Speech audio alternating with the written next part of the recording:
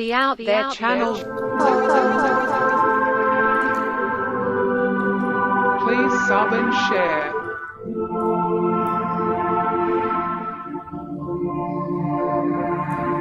Searching for the truth. UFOs, aliens, greys and ufology. Real images, real stories, real videos, real cases, researched and investigated by professionals in the field and cutting-edge discoveries. Multiple witnesses, abduction accounts brought to you by Team The Out There channel.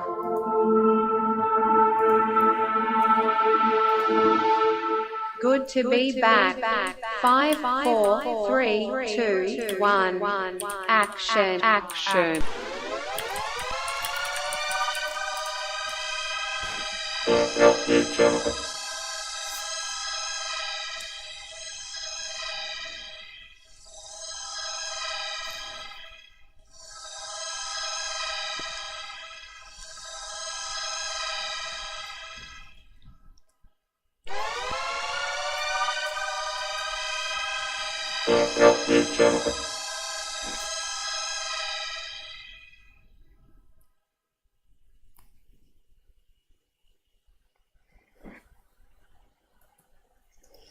Yo. Wasn't sure I was going to do one today. I didn't get to bed till 5 AM and I've been crook all morning. But I feel alright now. Don't know what's going on inside of me, but it seems to kick in overnight, or when I sleep anyway. It's like my liver keeps pumping out enzymes, I think. I feel like I'm dissolving from inside out.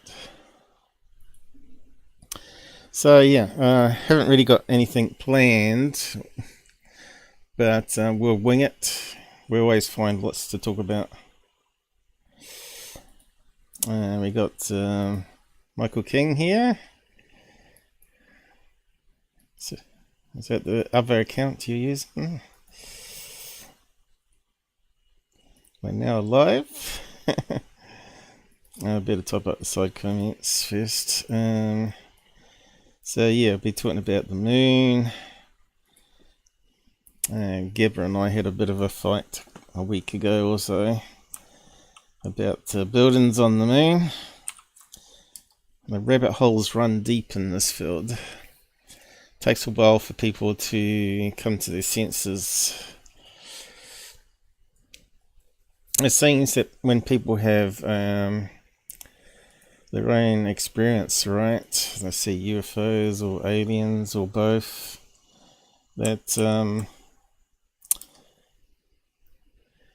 that they go and look for answers, right? So they find all these frauds online, not knowing they're frauds, and Dr. Seller, Good,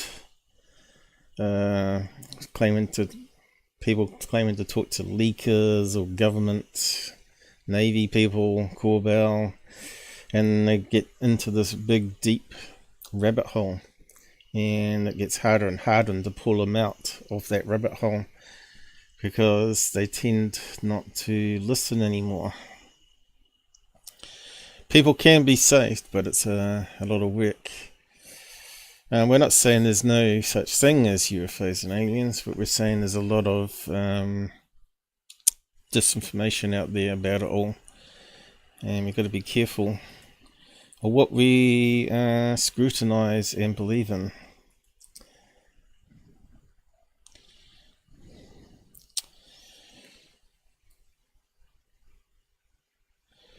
And I'm pretty sure aliens would know we're pretty dangerous people. I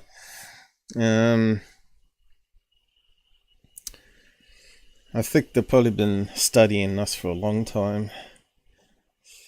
Probably using hybrids to collect information. What do you think on that one, on that idea? Michael King has swapped accounts. G'day. yeah, I'm not too sure if anyone's going to be around, because it was last minute dash together, right? So yeah, I'll just bring up Discord.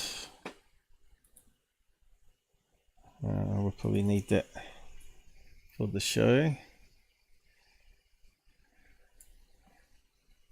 I prefer to use the app rather than the web page for now. You can see there's a few people on the side here that are playing games or whatever. Say hi down the side if you want to join in on the live debunks. Is my thing working properly? My avatar.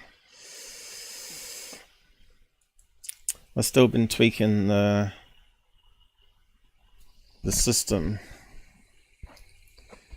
Yeah. Yeah, not sure if the alien's in sync or not, is it? I've noticed when I boot up, Windows update kicks in, goes on for about 5 minutes. So I have to wait for that to settle down. Piss off. Even though you can customize it not to do updates, it always does a check. I don't know, stupid Windows. Probably it'll do with the Men in Black and the spyware added on. Of course, I think Windows is extremely hackable. I suppose most things are nowadays. So they're probably watching everything we do here. I know Google certainly cripples me. We did manage to get some subs back. They took away 5 subs got taken away, which was from a short I ran, I should say. What was it now? Can't remember what it was now. I think it was about paint.net or something for one of the analysis they were doing. But yeah, we're now over at 2,500 mark. We're now up to 2,600 finally. It's taken 2 years to get probably 100 subs. Literally, every time I'd get a sub, I'd be losing subs the next day, and then maybe get 1 or 2 back. I don't know, Google's doing something strange. Doesn't show up in the stats though. It doesn't show where they disappeared to. They just don't like me. Yeah, probably Google's owned by Secure Team probably by now. And Goofon in third phase. Three-way partnership.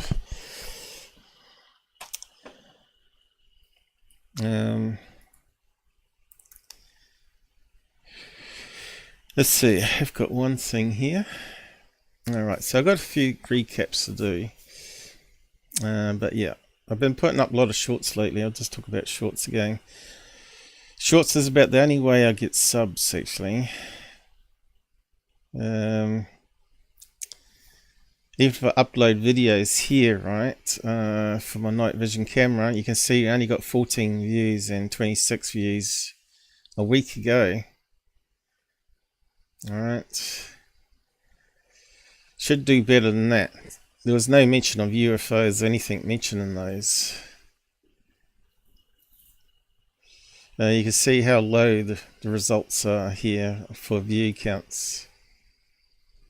I don't think any have broken 100 actually. Looking at it, it's pretty bad, isn't it?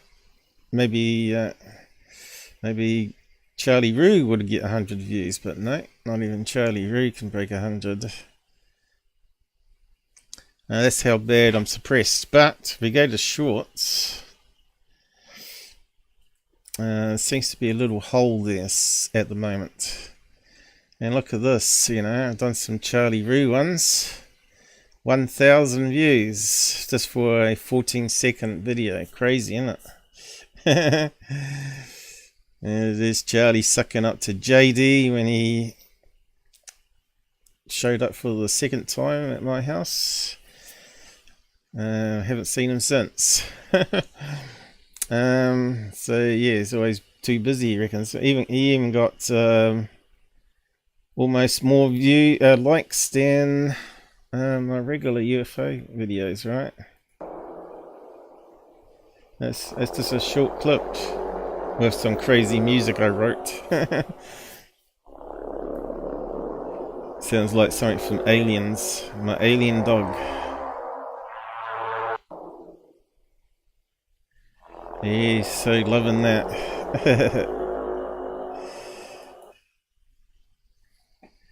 He wouldn't let me touch him or pet him because I stick cream on his sores and things. Sees me as a doctor vet.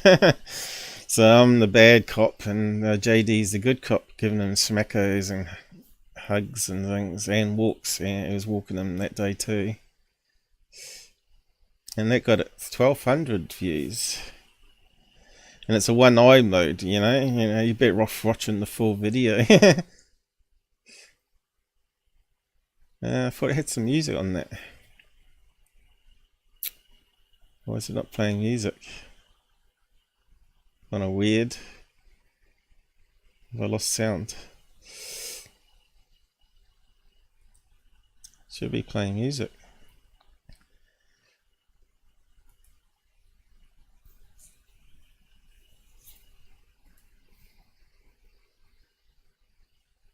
Where's the sound gone? Something gone wrong on the mixer. I don't think I clicked mute, did I? You never know with the shorts, it's very crappy player. I'll just check. Oh yeah, it got muted. Some more spacey music I wrote. So there we go. Does it play sound now? Alright, it's a thing up in the corner. Click in the wrong place, you get muted. So this is my unsolved mystery music I wrote. Sounds very similar.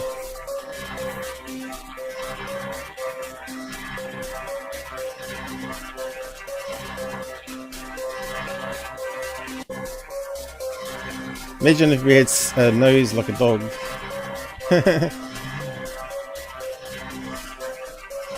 Get distracted by the smells. Yeah, it sounds like Unsolved Mysteries. The mystery of a dog. What's in a dog's head? So I did some other ones here. You can see it hardly gets any views at all. One was on the kite. The kite one we looked at. I think a lot of you that joined me haven't actually watched those old episodes. But there was one with a rotating thing in the sky. That's one of these kites here where the LEDs rotate around. So I did a little clip of that one. There's a layer. Obviously, you're going to have to. In fact, it was funny that the filters actually come out identical to the type of kite you can buy with that colour pattern. Although I think it may have been an all black one, but I'm not 100% sure. In fact, it's even almost the same colour as it's lit up here. It's got the black. So when you get to the shorts here, you can actually click on down here, created from. And it goes to the actual video that you took it from. Let's see. It normally goes to the same place, right? So you might remember this one. The goof one has no clue about it. So I'll just go recap on it. See if we can play the video. Got the red. Let's see. Where's he play the video? Here, is it? So this one here, you might recall. Right. Look, okay, you can tell it's a kite. Anyone that's been doing this stuff for as long as I have. You can see the LEDs are rotating. I don't know. But it's not a balloon. Okay. Okay, it wasn't responding to the mouse there. It kind of looks like a seagull from a distance with a rotating light on it. But yeah, you can see once you run it through some filters, you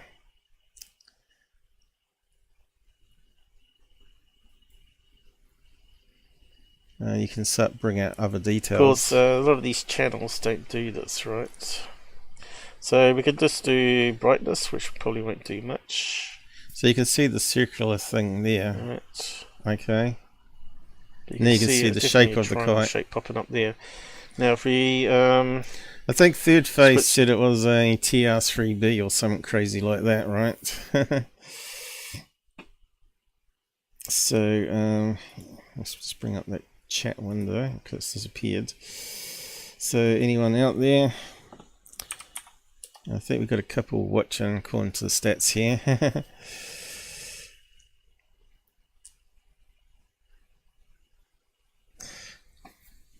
So there's a lot of videos out there that you might want to check out. I'll post this one here. This one's still going around, by the way. That's why the reason I brought it up. Kites, not aliens.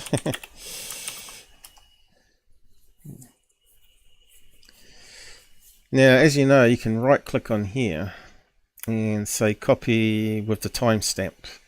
So that means when you send it to people, when they click on it, it goes right to the place where you want them to watch. Okay, it's one of the most useful features they've added to the player for years now.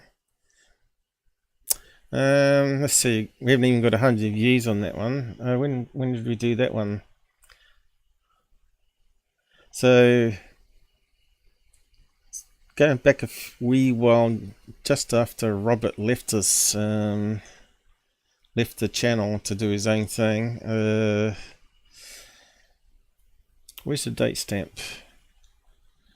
Why can't I see the date on it?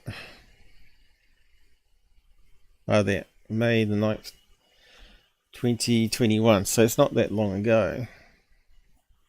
But there's a lot of videos like out there that people should go and watch, because it's going to keep coming up all the time otherwise. Here we go, UFO. I did, this here is very interesting. I don't get it. Y'all give me your opinion and let me know what you think. But what we have in the back, we see that this object has got a part of this fins. Man, I don't know. I really don't. That's, speaking of, I don't know. This is Goofon's answer to everything. Well, just do some analysis and you soon find out, right? I don't know. I don't know. I mean, come on, look at that. Holy mackerel. Copy with a $10 super sticker for $10. Oh, yeah. All about money. Always about money. Super sticker. Okay, so talking about nanas. I was coming across, looking through some of my old videos to make shorts from, and I come across this one where I was taking the piss out of Blake Cousins. And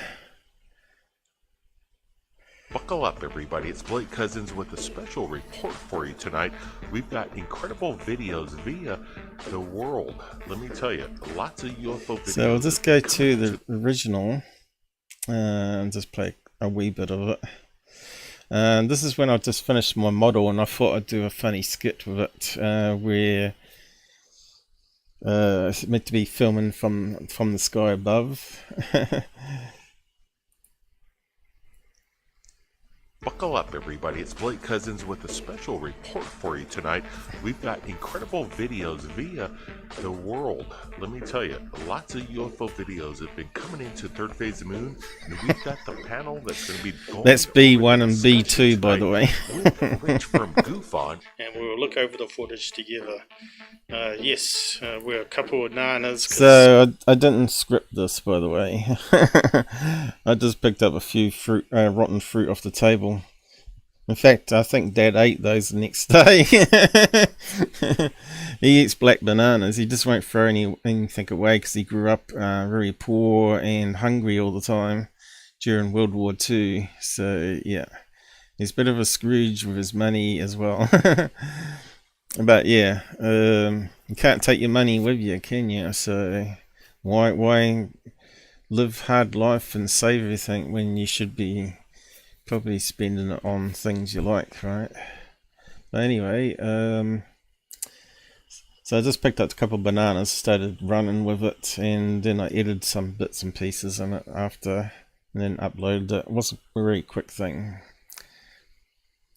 So we got caught out on some Malaysian sky lanterns, also known as Chinese lanterns. And okay, so this brings me to that Chinese New Year. What time was this? May.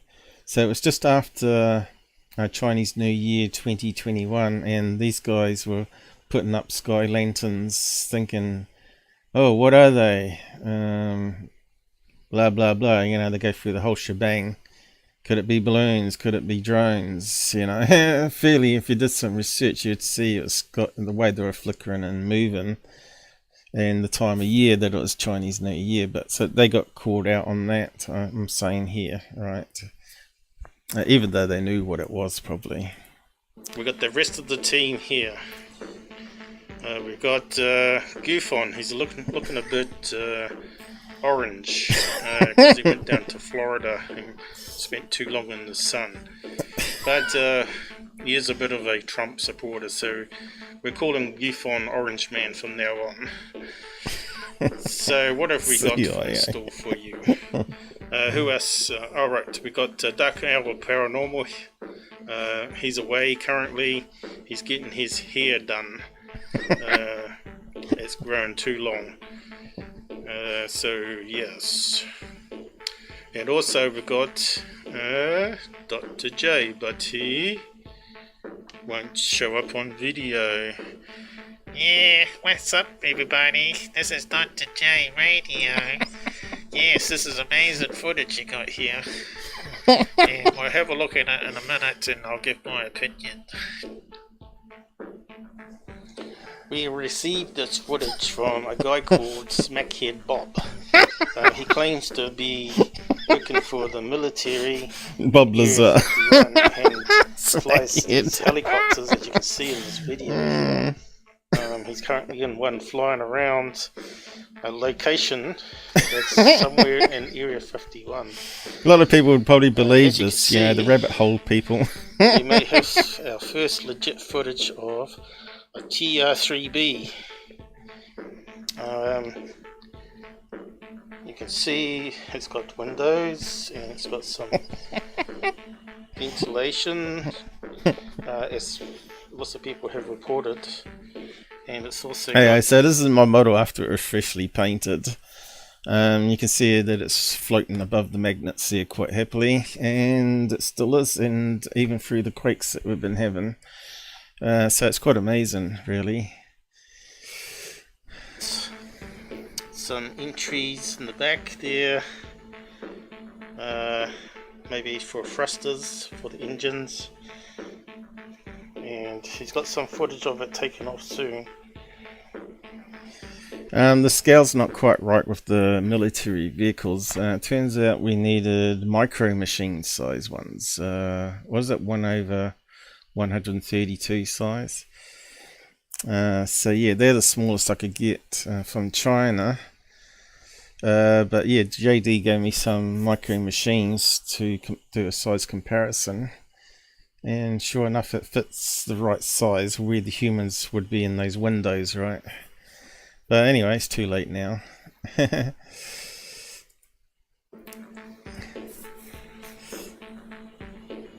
So it's just pressing against the post there, it's not actually attached to the post. Around this particular item here. So I had an idea, maybe could put magnets either side of the triangle bit and create a V holder which repels from it but keeps it steady. But I think it doesn't quite work. Any sort of wobble like an earthquake and it'd fall down again. Just that little friction on the post there is just enough to keep it sort of anchored, really, over the field.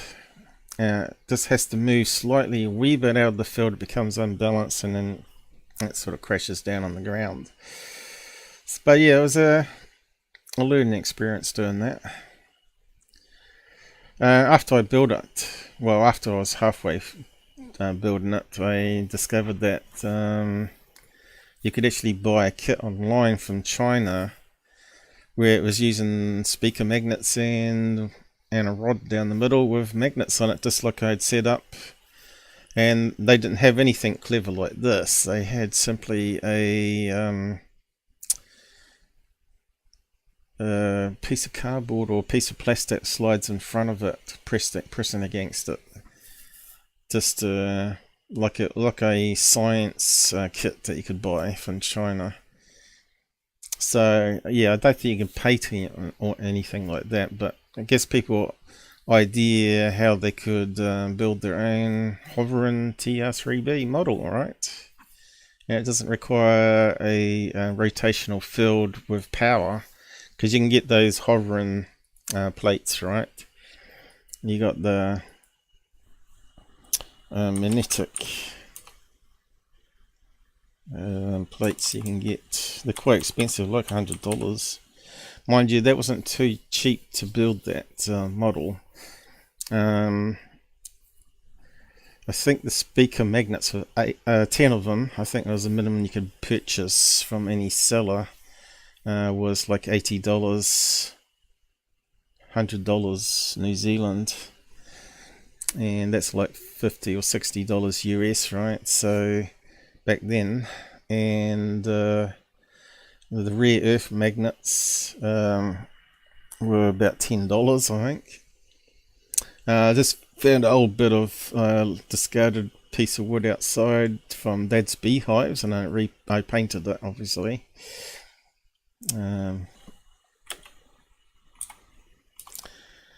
Plate, I don't know what you call it, magnet plate. Just try that. And I found a plastic size 8 needle, I think it was perfect for the size of the rare earth magnet. I just started playing around with it, seeing if I could get it to hover, and sure enough I figured out a way to do it, which by pure magic, pure chance, I found the same experiment that people were doing online. It just shows great minds think alike, right? So is that the pictures of them? My eyes are not terribly great. So they might not be electric ones. Let's see. Display, rotational field. I don't know. Display. I'm not sure what you call them. Electric, maybe.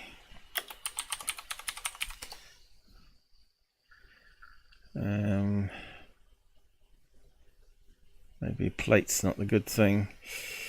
Let's see. Magnetic display. Maybe the type hovering. Oh, here we go. There's one example there. Similar to my hovering TR3B, but it uses power, and it uses a magnet in the bottom of this plastic thing. Look how much they want for it, $150 New Zealand, or £60. That's quite a lot of money.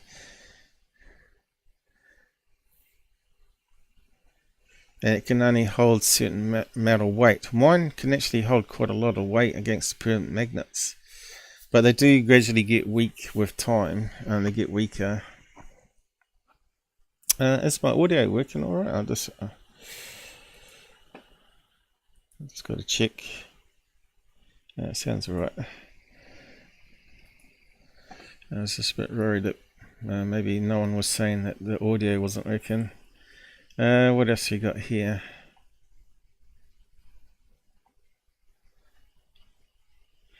In fact, if you get a strong enough magnetic field, anything with liquid in it, because water repels, can hover. So they've been experimenting with the floating frog, right? We've looked at it before. Floating frog. Here it is here. And it's just floating around inside a petri disc, I suppose. I don't know, some sort of experiment they did. Here's another one. Someone's using an ant between two big magnets. One attracts and one repels.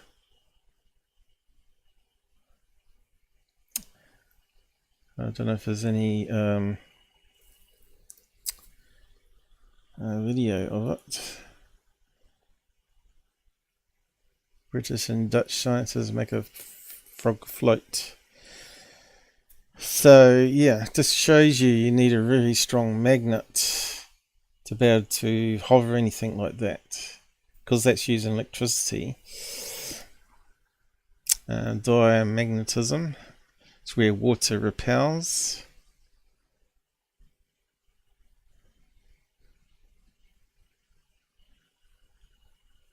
Moving water and levitating. I think I've played that one before actually. I'll just play a clip of it under fair use.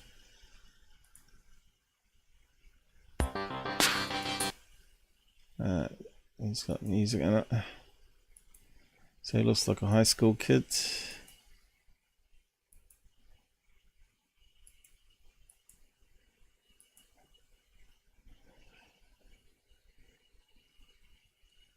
What's he going to do? Alright, it's going to push. It's got a tray of water and a bit of styrofoam. And he's got a plastic tube of water and some rare earth magnets. Not touching it. Not touching it.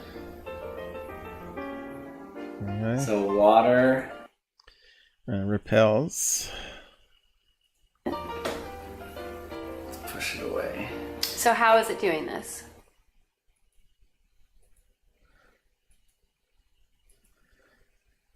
That an electromagnet has been. So he's just repeating some of those experiments, right? No, it wasn't that one I played before. Let's have a look at this one. Just play a clip of it again. So they're using nitrogen.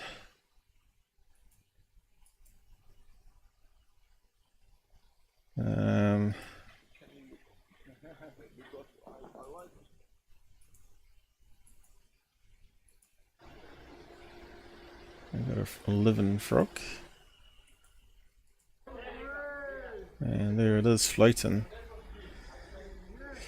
So they must be using like a superconductive thing if they're using nitrogen.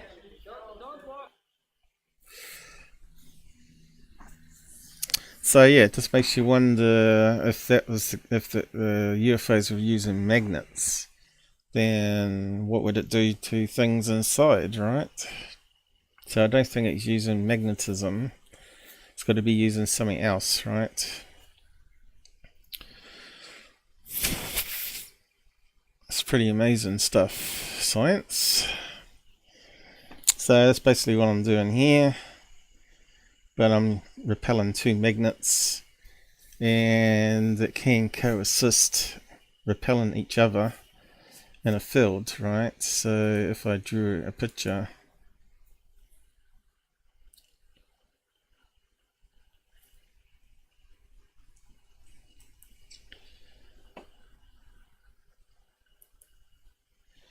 so you got your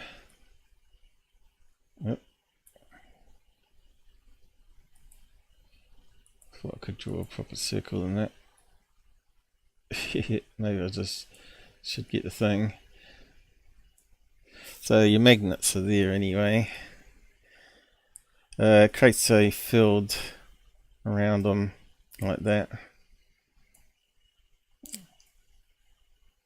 And you can't see it, of course. And in the model that you put. It could be anything. It doesn't have to be a TR3B, but it needs to be obviously balanced. It could be a square block, and you have your knitting needle down the middle there to thread on the rare earth magnets. In that case it's filled opposing these ones, and it just quite happily sits in between those two fields, and it's quite steady in it, right? But it wants to move forward all the time, so it has to go against the post, so that's why there's a post there. Also gives it some stability against little knocks. So that's basically how it works, opposed to the frog where it's actually got I'll just get rid of that. The frog, can we draw something with that one? Why is it not clicking?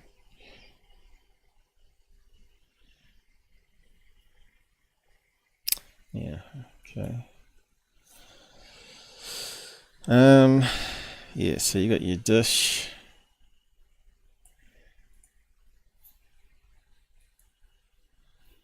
What can we do?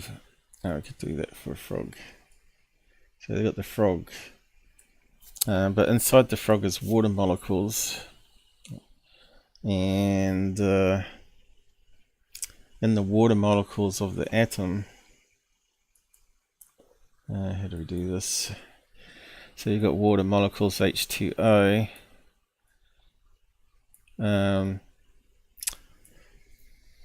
The magnets in the atoms, so to speak, the fields in the atoms, north, south, in all different directions.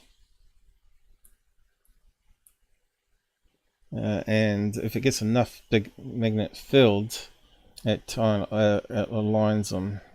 Yeah, I can't seem to draw very well today. North, south, north, south.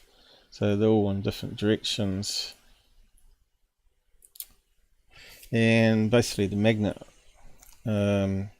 causes the atoms to align, and it repels, just like in the UFO one, against the field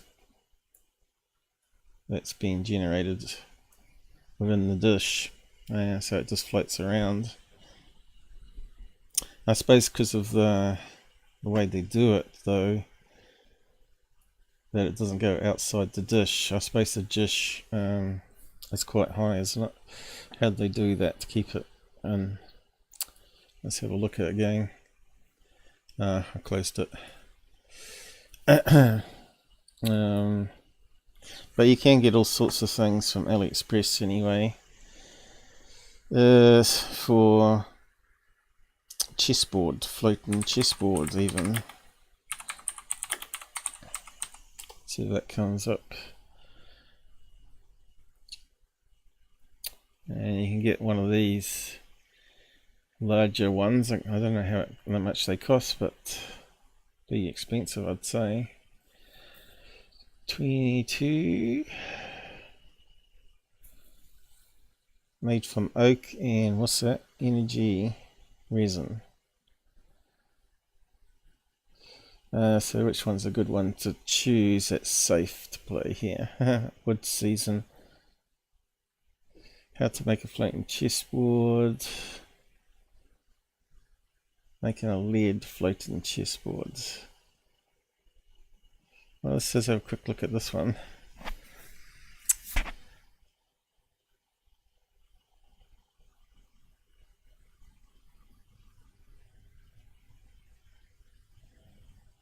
Okay, let's look. Let's go use it. So it looks like he's got resin. How do we get it to mute? There we go. So what's he doing there?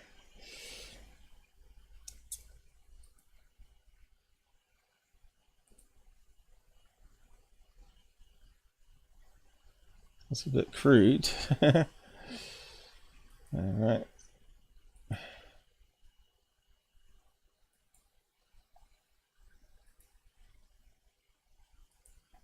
Now sanding it down, is he?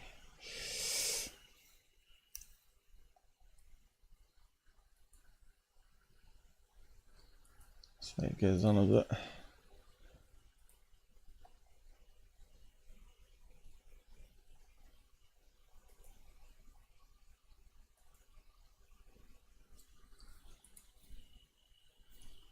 What's he doing there? Looks like a lot of work. Alright, it's just making it pine cones and coloured resin, by the looks of it. How's that floating? I'll get rid of the seeds.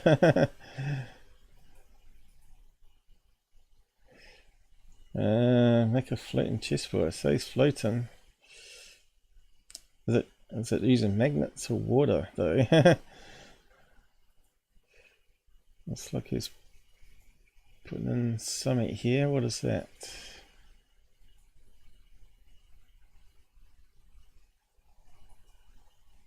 USB charger, is it? It's got a strip of magnets. I haven't seen one of these before. What is that thing? Oh, they're LED lights. Right, now I understand. LED strips. More resin.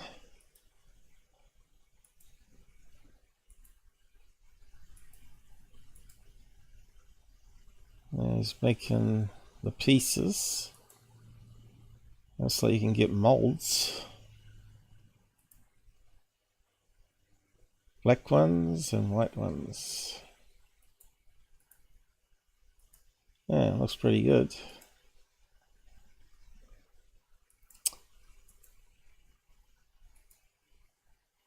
Don't see how they're going to float though.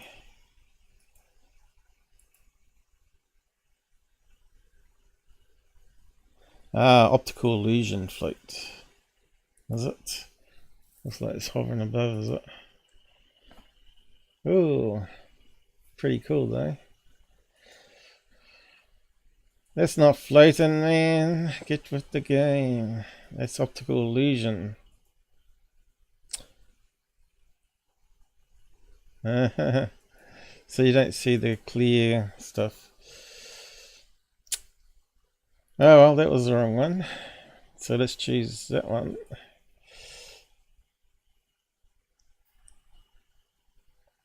Floating chessboard. Again, that's exactly the same, isn't it? Like one with magnets, people.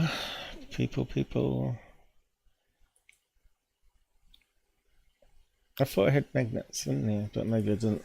No, I didn't. Magnets. That moves pieces on its own.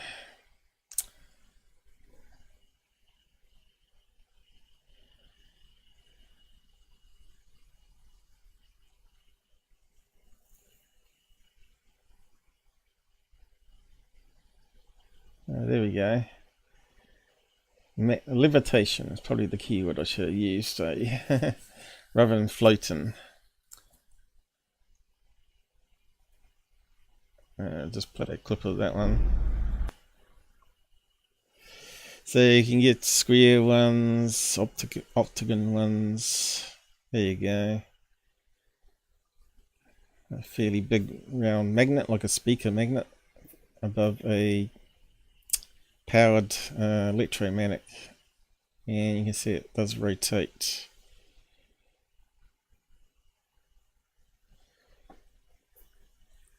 And you get a fair bit of height on that too. Mine can do up to 2 inches. That can do quite a lot more, obviously 4 inches. So you can put anything on top of that, including a chessboard. But how would you stop it rotating?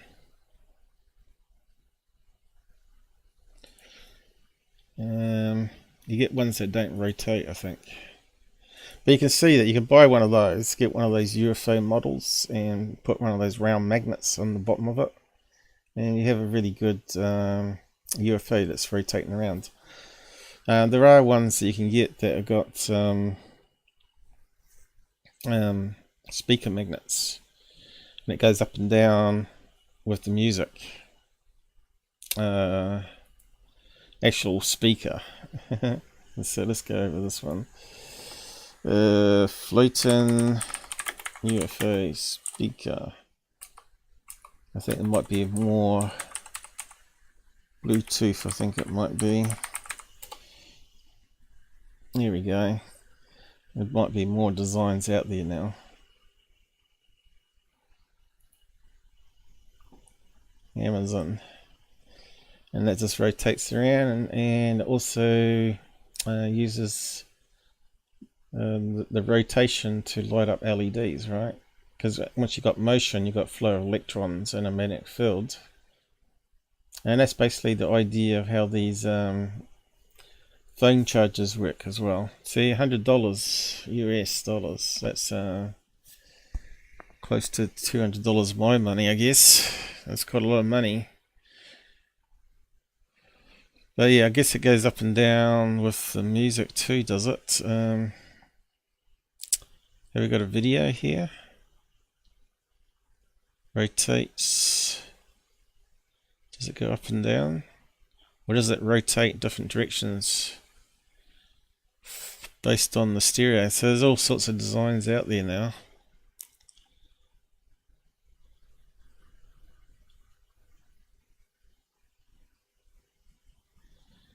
How can we see? I suppose we might have to find a video of it. See, that's what mine should be. Mine's a prototype made of styrofoam. So the next level would be to 3D print it and have the slots in it where the magnets slide in. So let's go videos. So that's one of the early ones, 2019. Let's see if there's any other ones. 2020.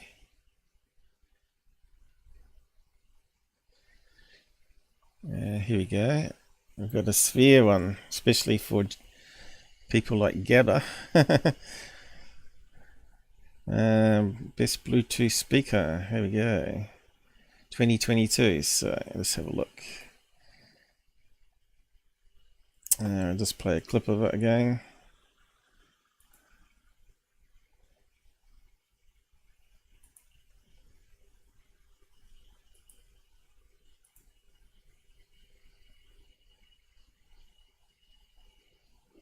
There's the UFO. I suppose it's got music playing though.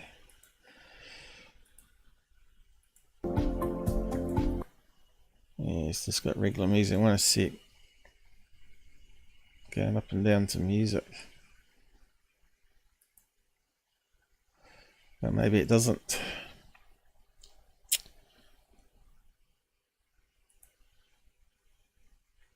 Some do, some don't. Why is that the best one?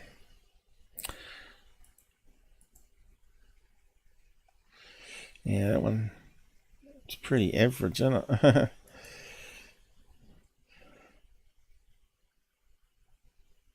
Levitating. So look at that one.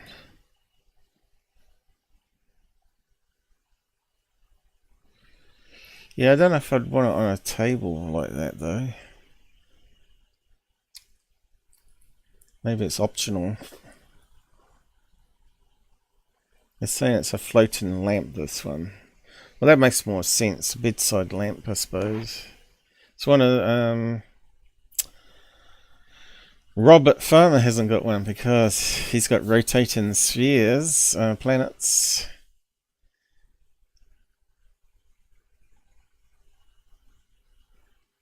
Yes. I want one that goes up and down to music. Up, down to music. Okay. What year was that one? 2016. So just after I joined the web, actually. Takes it to new heights, 2014, so they've been around quite a while. Okay, let's pick one of these. Let's have a look.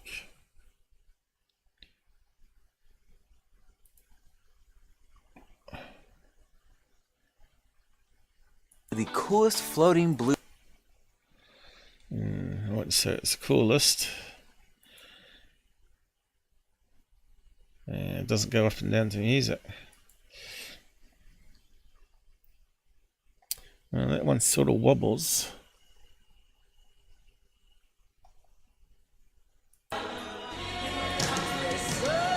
Oh, over there. Waterproof. You're thirsty, man. Just the disc is This is water. Just the... Something strange going on here.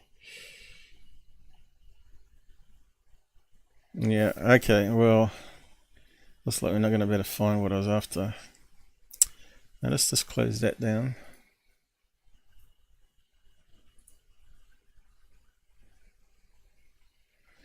Now I have got one of my really first episodes on the channel, actually, that goes up and down. I'm pretty sure it does.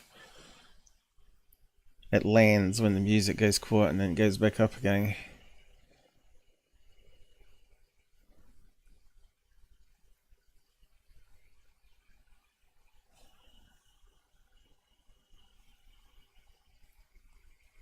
Music Angel. Ice Orb. Quite a lot of designs out there.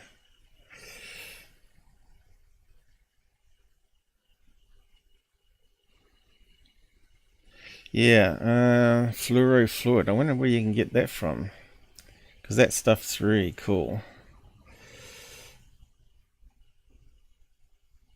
Let's have a look at it. It's like plastic stuff that's got magnetic particles in it. Let's have a look at this thing.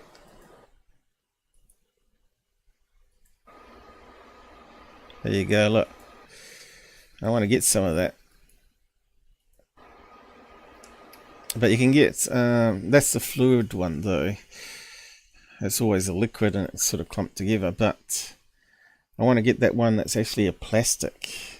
And you can take out your frustration on it. I'm not sure if it's magnetic though. I think it might be just like a liquid plastic. It's pretty cool though. Yeah, so if you play music, connect that, put a speaker near that to music, and it's going to pick up the magnetic field. You could build something like that for UFO detector. It'd be really cool. People would probably buy them, you know, stick it on the mantelpiece and they start going crazy when the magnetic field changes. So that guy's experimenting around with it. Yeah, I wonder where you can get some of the stuff from.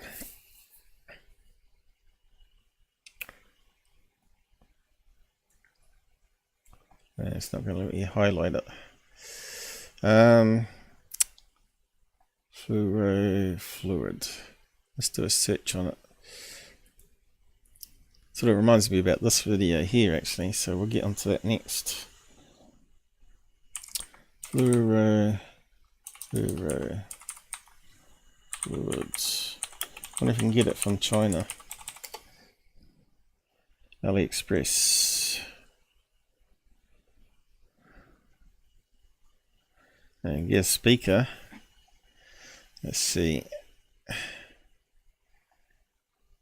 Yeah. Look at the price of it though. Yeah, I don't think I'd be buying one of those too soon. You could buy, let's see, probably, yeah, 3 decent night vision, colored night vision cameras with that. 400, 500. Holy moly. What's that one there? Same. A small bottle. Oh, you can actually buy it. 2 milligrams. $40. I suppose that's kind of reasonable, but don't get much. $10 shipping.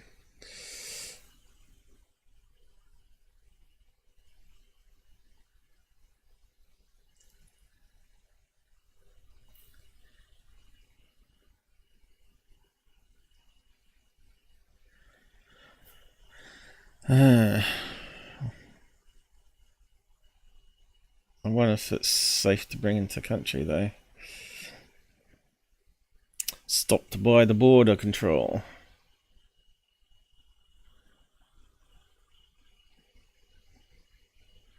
Don't say much about it.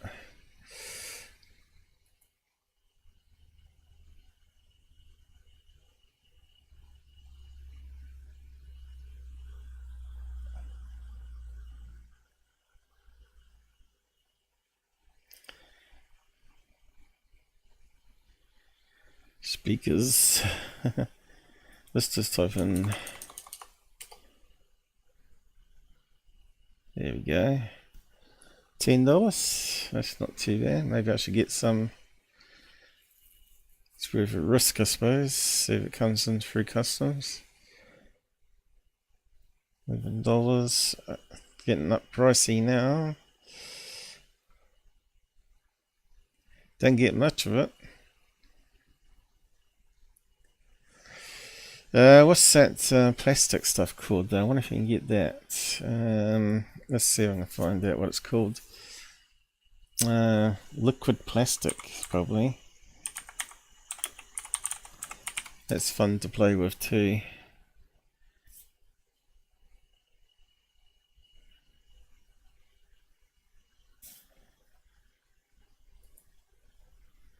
Liquid plastic, therefore, processed version of natural resin that is used to make several types of plastic with different properties. Perhaps that's not the name of it.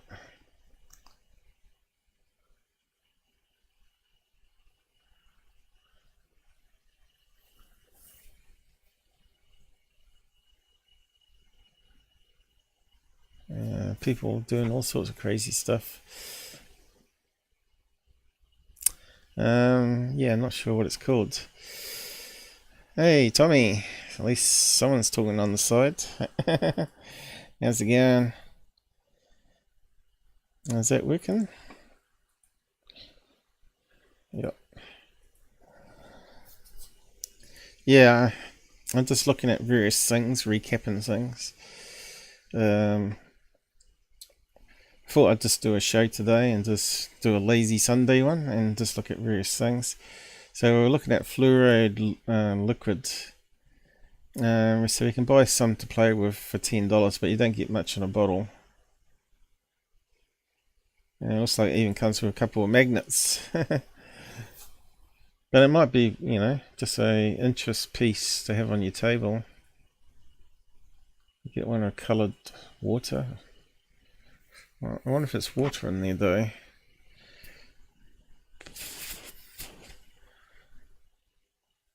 Anti-stress, it reckons.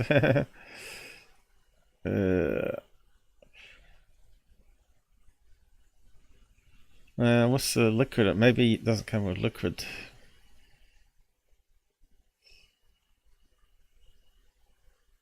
Probably you have to top it up from tap water or something.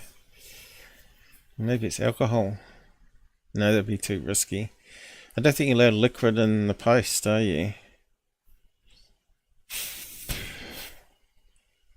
Thanks to terrorists, of course. Terrorists have ruined everything for us. But, yeah, I have to look more into that.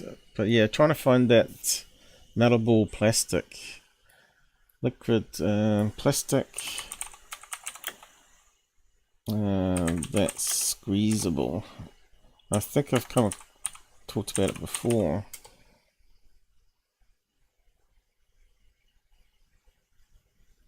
No, not plastic squeeze bottles.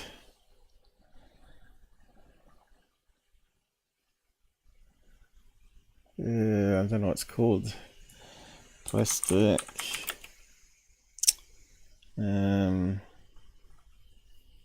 What's the word I'm looking for?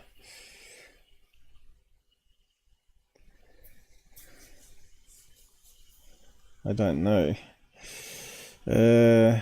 Plastic.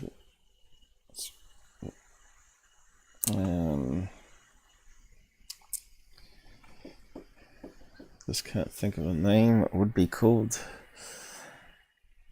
plastic fluid. I don't know.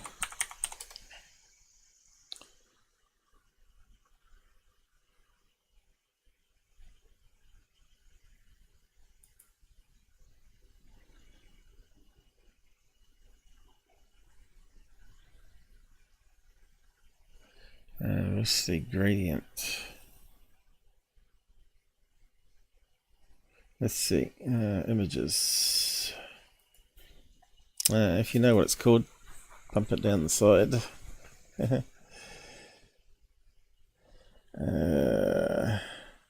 Bingham plastic. Is it that stuff? Let's look it up. What's it say?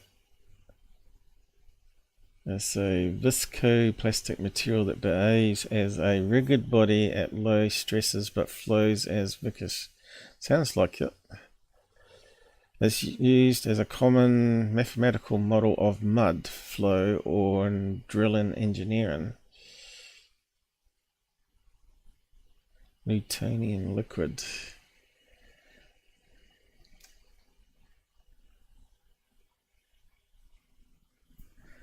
Okay, have we got any videos of it? The stuff I seen was green, but let's see what comes up.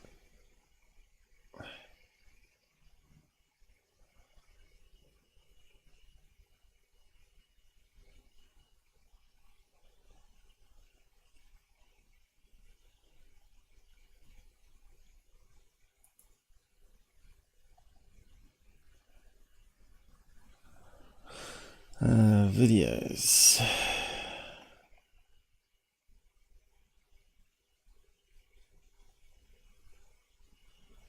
Bingham plastic fluid.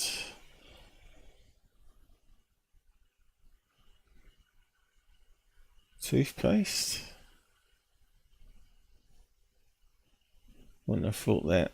I think toothpaste made from fine clay.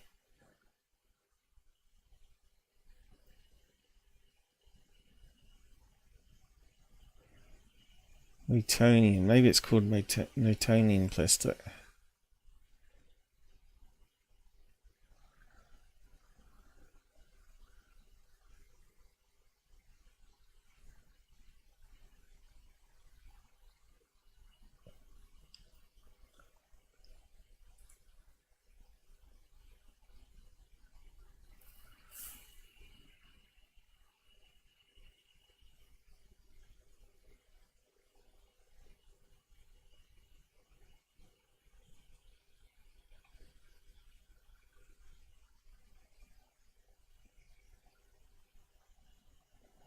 I don't know, it looks too technical, that stuff, doesn't it?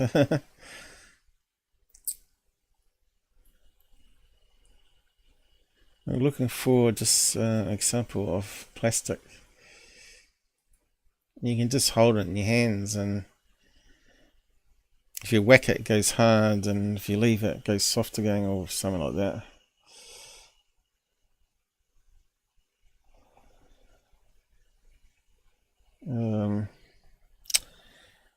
Damn, it's useless, isn't it?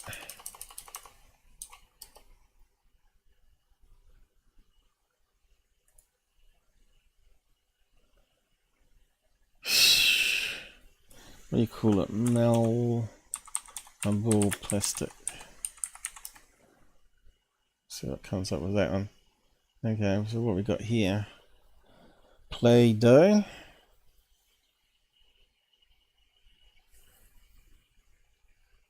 Polymorph plastics. Okay, that sounds more like it.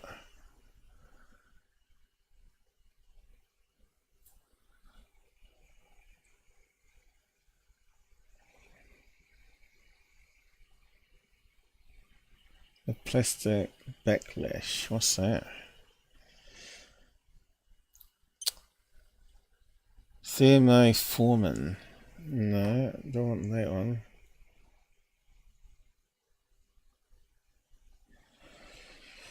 Damn, I wish I knew the name of the stuff. Poly and plastic. No.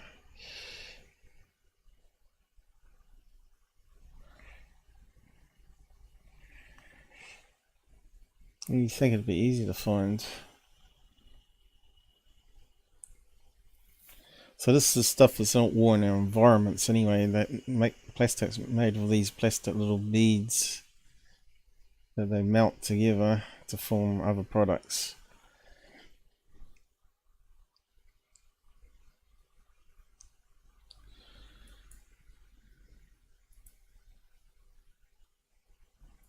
Let's have a look at that one. Moldable and Play-Doh. Okay, let's have a look at this one. Might be what we're after. This plastic becomes a moldable as Play-Doh when dipped in hot water. That's not the one I was looking for, but yeah, I think this was on Dragon's Den recently. They said you can put it in hot water and you can press it against something and then it sticks and seals and cracks in plastic and stuff like that. Is there a video there? I didn't see a video. That's pretty useless. No video.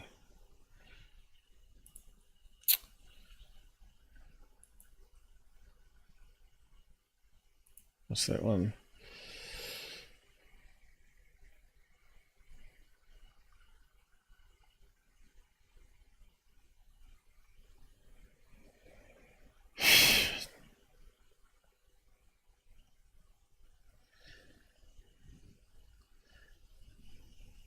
Could see they would need that in space. I wonder if they got it in the space station though. If they get a hole that's leaking air, right? You just get one of those plastic sheets, stick it in hot water, and slam it against the hole, and it gets sucked in, seals up the hole. They're like a band-aid. There's all sorts of clever stuff out there. But I can't find the one where the guy's got it in his hands.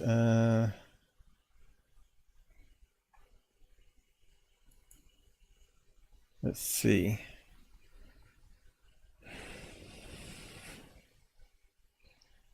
Let's have a look at that one.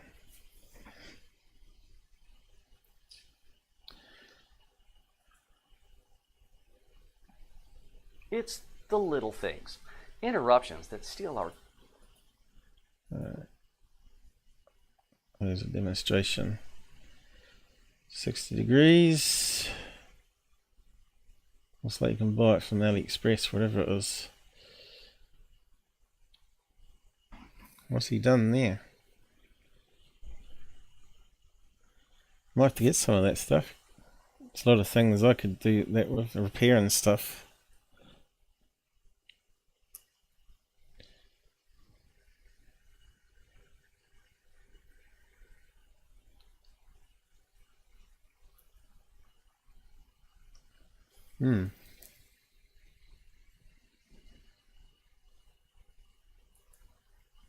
Very good.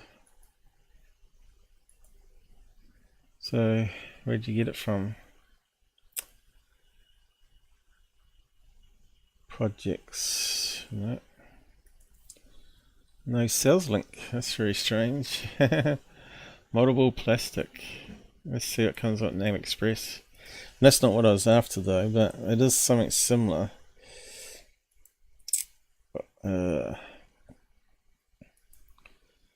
Wrong button.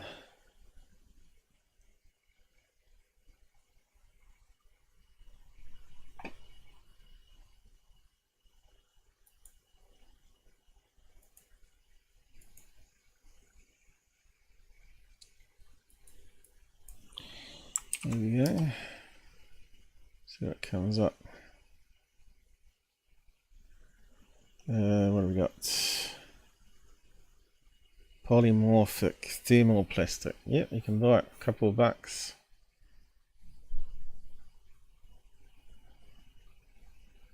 What's that one say? Instant morph.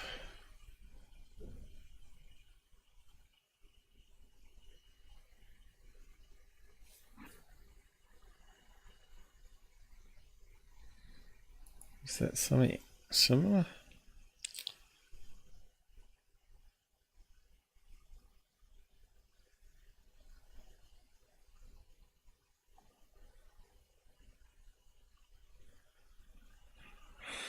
Soften it. You can create your own original pieces, miniature charms. Hardens when it gets cold. Okay, so that's examples. So that's where you can get all your junk from. Yeah, I might have to get some of that to play around with.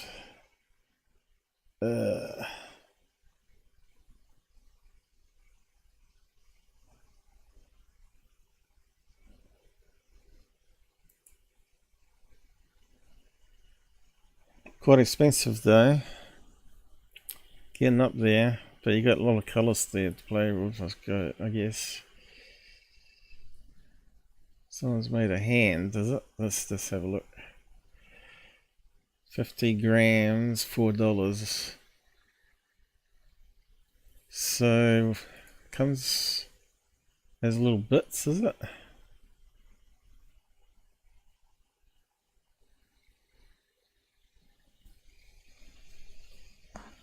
Look at the name. So how'd you make that up? Simply heat the pellets in water to 40 degrees. That's not really much. These water that's been boiled, leave and pellets to melt in the water until they turn transparent. Remove the pellets from water and mold by hand. Add colour at this stage if required. So I suppose you get dyes. Allow the polymorph to cool until solid. Reheat if further moulding is required. Never heat over 200. Okay, it must be where the atoms bonding breaks down, right? Do not eat. Oh. So that sounds like it's going to be safe. For it should be okay to use for children 10 plus, not if they eat it.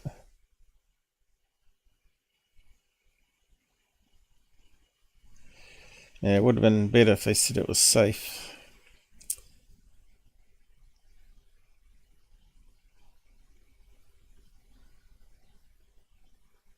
So it's like Play-Doh, I guess. What's this one here?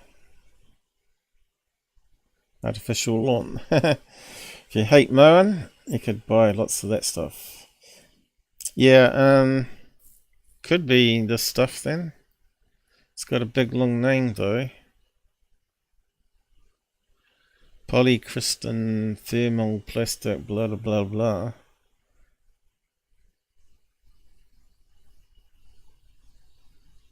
$13. 5 colour kits. So I suppose that one gives you a choice of colours. Oh yeah, there you go. 100 grams, 250, 500, kilo. Right, what's that last one? Yeah, kilo. $59. Ooh.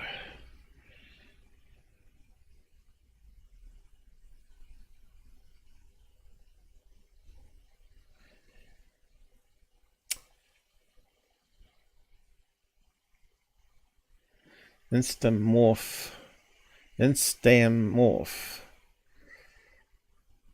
Let's see what we can find out about that. Want some videos. Friendly plastic, 1 kgs. Not if you eat it. probably, what would it do in your body? It's getting up to that 40-degree mark. I suppose it would start liquefying and maybe get stuck in your intestines, maybe, because it wouldn't dissolve. Maybe it would react with sulfuric acid, because that's what your stomach uses, right? There we go. Let's see what this guy does. Lego pieces. In today's quick tip on forging with thermoplastics, I'll be teaching you a simple way. Okay, this is calling them thermoplastics.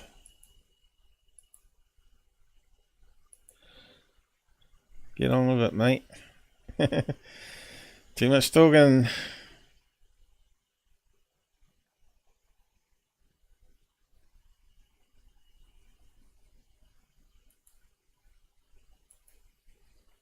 Still talking.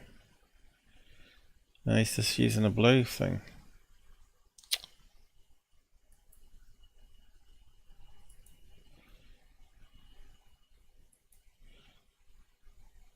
Well, that wasn't very helpful. A little listening on that one. Hey. JK sells them in New Zealand.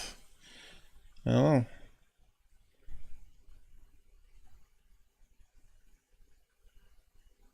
Let's just have a look at JK's ad then.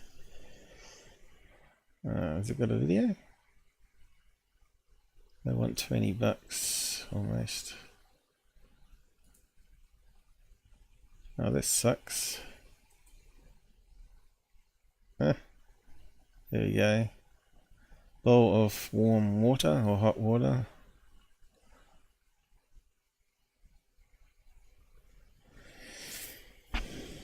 I suppose these guys will be buying thermo liquid and this stuff to play around with next. Forget about 3D printing. There we go.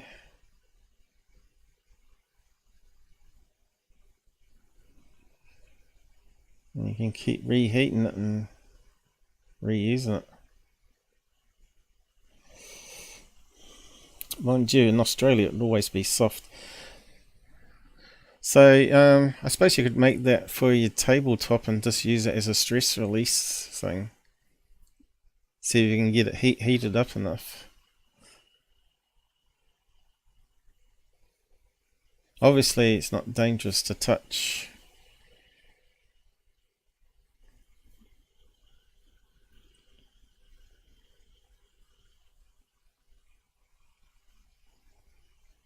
Okay, so what's he going to do with it? That's it. Make a marble. Oh well. Yeah, I might have to get some of that. This one says non-toxic.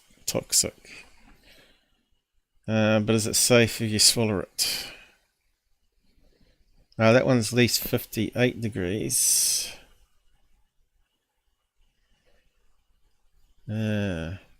But how would you manage to get that heated up in your hand?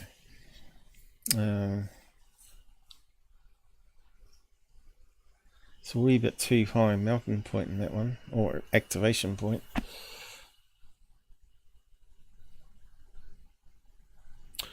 Biodegradable. So what does that mean? Breaks down with UV light or what?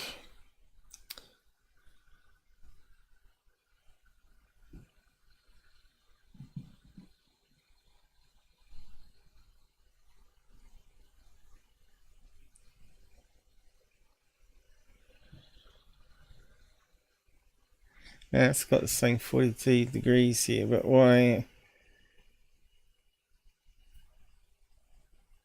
this hand has a melting temperature of...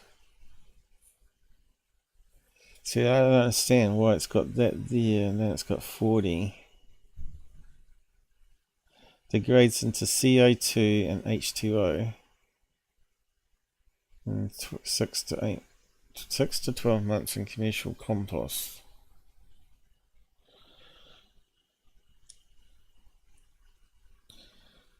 I'll post a link to it anyway. Oh, are we allowed to? Probably not. Google doesn't like us promoting stuff, I suppose. And you got this ridiculously long length here.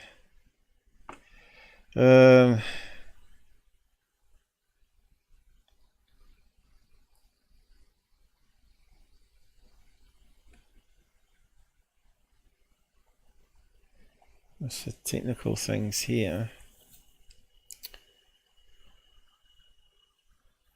Crystallization temperature.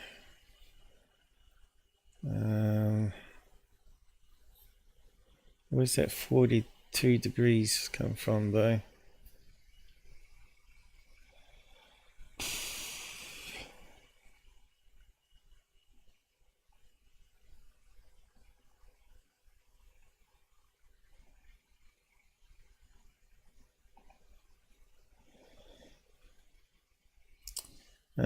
Let's see.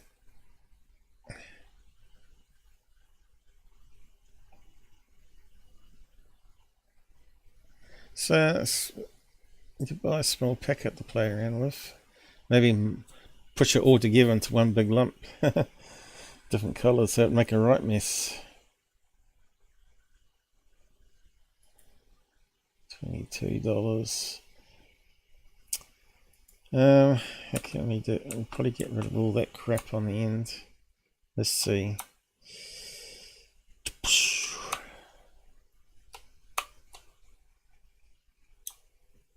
Spyware.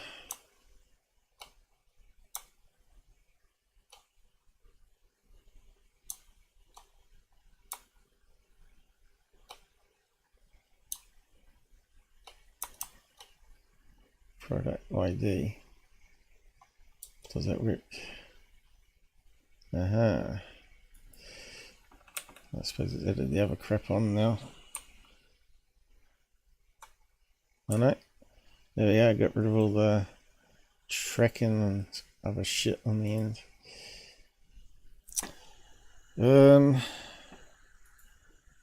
Who's out there? No one's talking in the side chat. What's wrong with you today? What do we call that? Thermal plastic, I think it is. Didn't he say? Check it out. And the other one was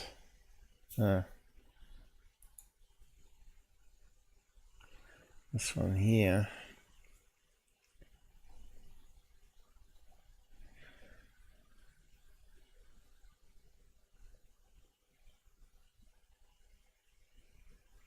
At least it's a bit more comical. A very pommy top hat. $15.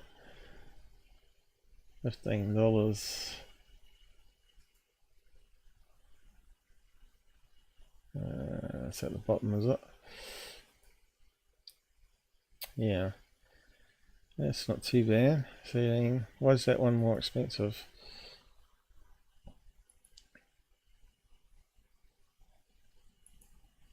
I don't understand why that one's more expensive. What's that meant to be? A chef?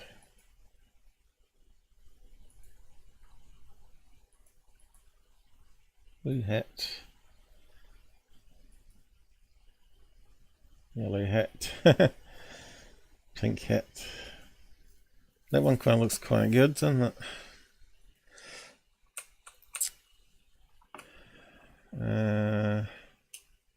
So how much crap we got on the end here?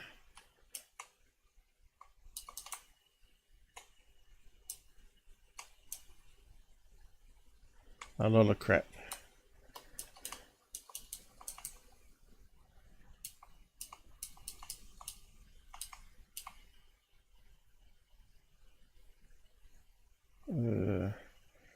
Is that the one? Just make sure it works.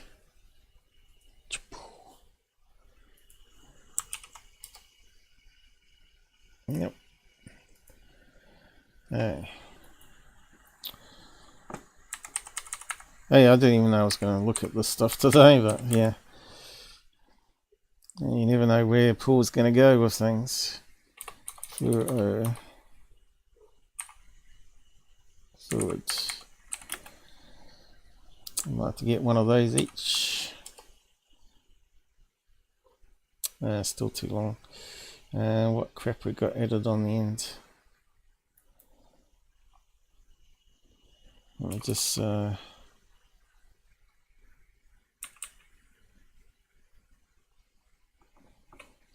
get rid of some stuff. Shit. What's happened now?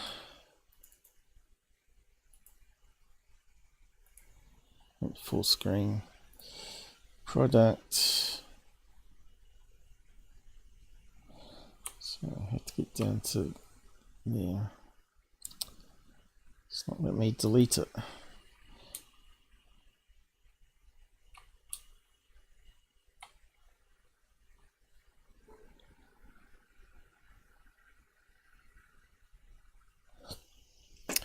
Let's do it here. Product list. Alright.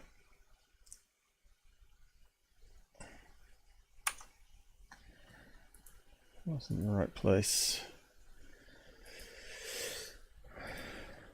Let's just reload that. Maybe just do the set trot.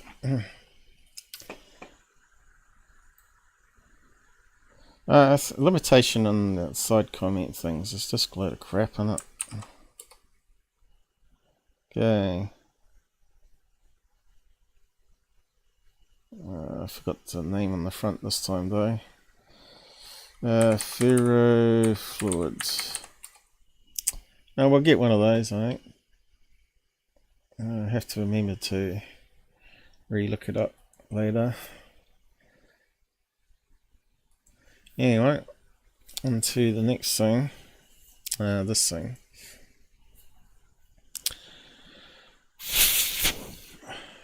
Goofon was saying this was a vampire squid. Unfortunately, we can't play the video because it is copyrighted.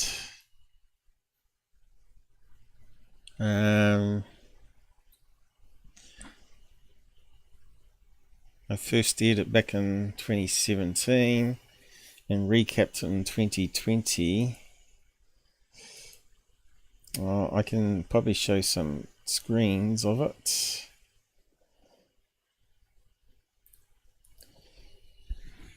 Kind of looks a bit like that fluoride stuff. But there's actually a video online that shows these as comb jellyfish. That's what they are.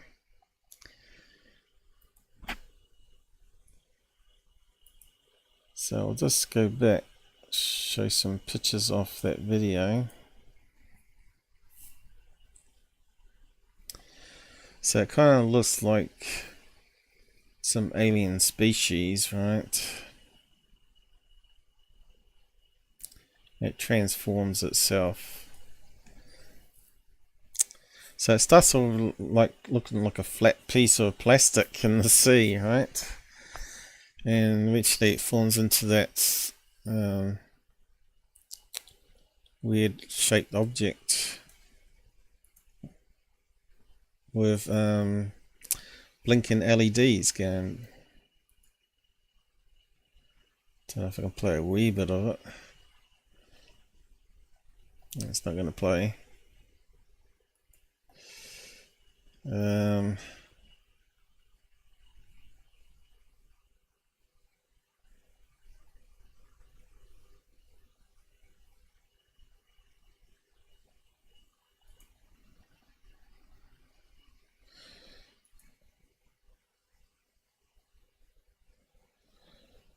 So it kind of looks like some sort of drone with LED lights that go back and forth, a bit like Knight Rider. But it's actually a living thing, a jellyfish, a comb jellyfish. And the poor thing got munched. When they turned around, it got sucked into the propellers and it got munched up. And I think we've only ever seen one in nature that's black. Most of the comb jellyfish are clear. So maybe they killed the one and only, well, it's not really albino, but inverse albino jellyfish. But this is what its mates look like. Exactly the same.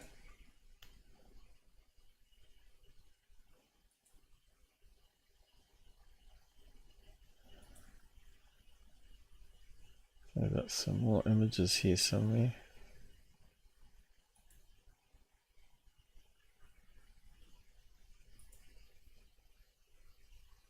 No, it's not that one. It's like a very short video.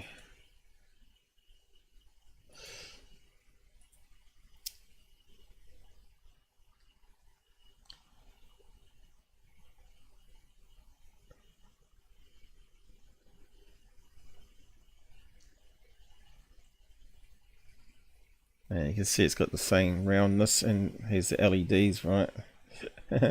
Which is bioluminescence, right? Looks like LEDs.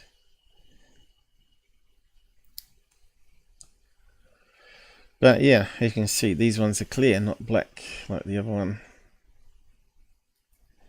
Crazy what nature can do. So it's probably another video that you haven't watched. Earl Grey joined me to try and then I decided doing life debunks and asked him what he thought stuff was. This one here. I forgot what he said he thought it might be.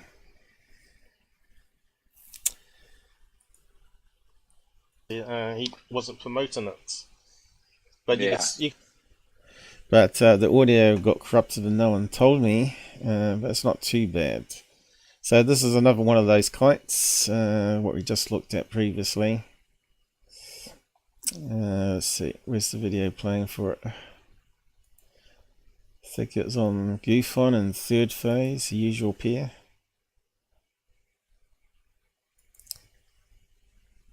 Damn it.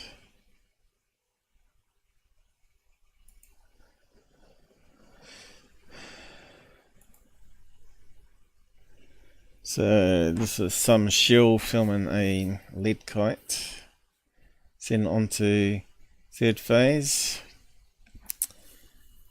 This one's a bit boring, doesn't rotate like the other one did.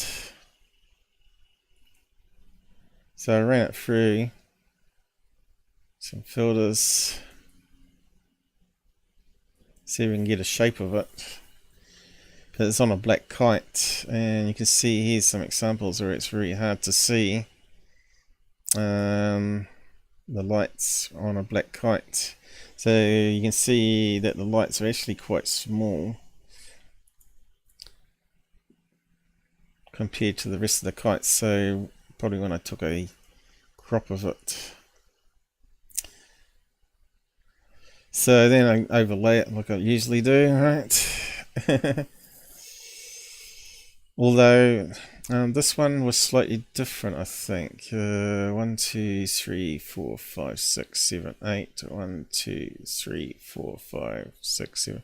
Now it's very close. But you can see how it's easy to fake this stuff. If you want to have a watch that one, I'll post a link to it. Earl Grey and I debunk third phase of the moon together. The fun old days.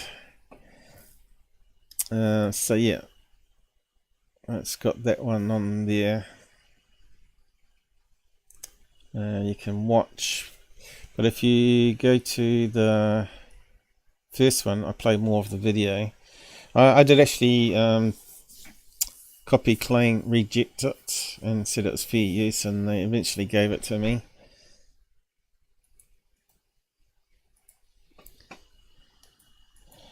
That's the problem with YouTube.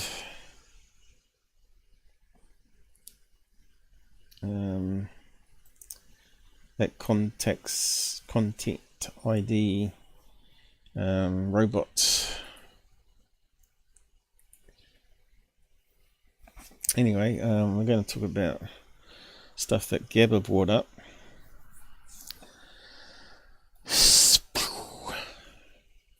Where is he? Let's see if we can get him on. It's probably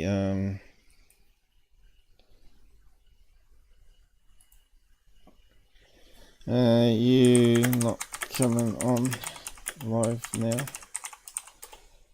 There we go.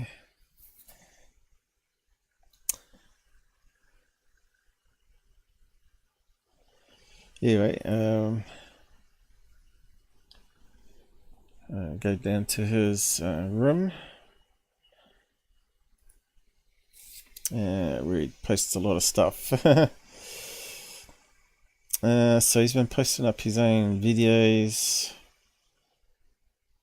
of a new orb, and I said he really needs to get another camera like I've got out the back here, aimed at the night sky, because I think it would help seeing it in different spectrums.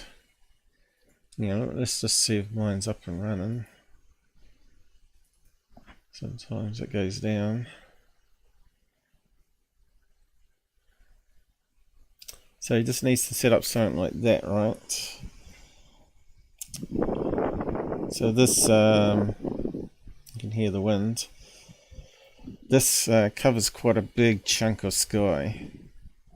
So obviously everything's been in like a fishbowl, which you've got to take into account. So you can see the curvature here and there, the back of the house. So it gives you an idea how much it's bent. It's called a 180 fisheye. What's Charlie up to? He's woofing. This one takes a wee bit longer to come up for some reason. There we go. You can see the sun's around there now, reflecting off the curtains again, making it a terrible picture, but at night time it's actually not too bad.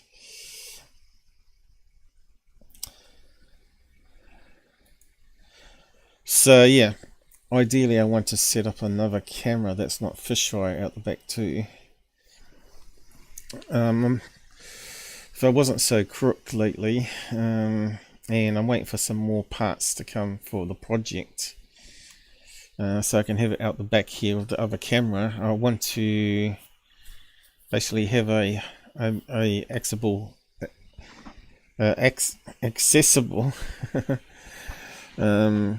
LAN hub out there instead of relying on crappy Wi-Fi. Although it should work.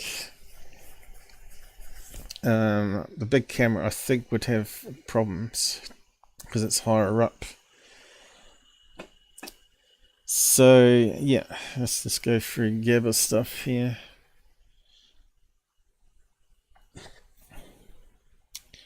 So depends if he comes along.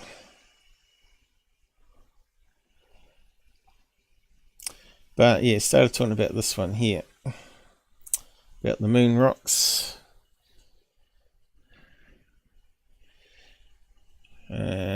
Again, he's taking pictures of his with his P1000, claiming these are square rocks, right? You can see how blurry atmospheric it is.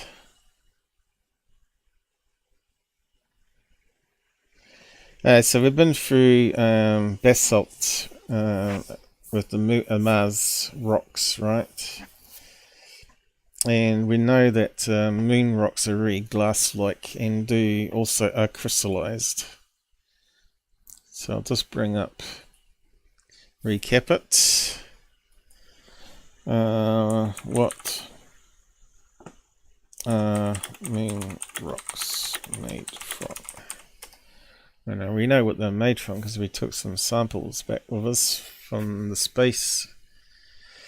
It's made mostly entirely of plexiglassy, whatever that is, a common lightweight, light color material on Earth. What's that word? igneous rock, which means it's cooled and solidified from hot melted material, lava. This material floated towards the surface and formed. So let's find out more on this.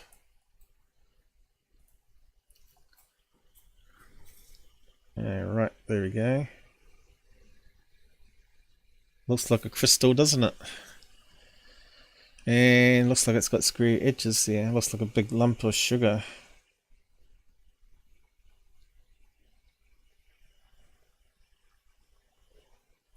What materials are in? So here we go. Pure albite Na, salt. There you go. To pure anorite, calcium.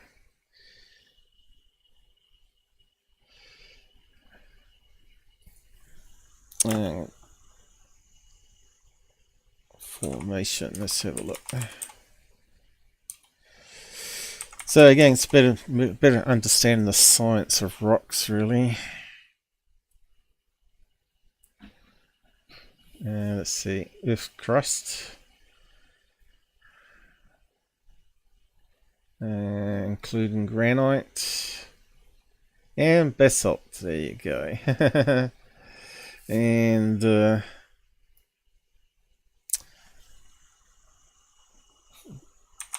warm straight edges. Here we go. Let's see what it says here. The most rocks, both alkali and that, occur irregularly shaped grains with only a few or no crystal faces. The general absence of crystal faces reflects the fact that crystallization of these filled spheres, or whatever, how do you say that, was interfered with by previous forming materials within the same mass. Complicated stuff, huh? Yeah, looks like crystals. To crystallize form a cooling primitive magna. So basalt, moon rocks.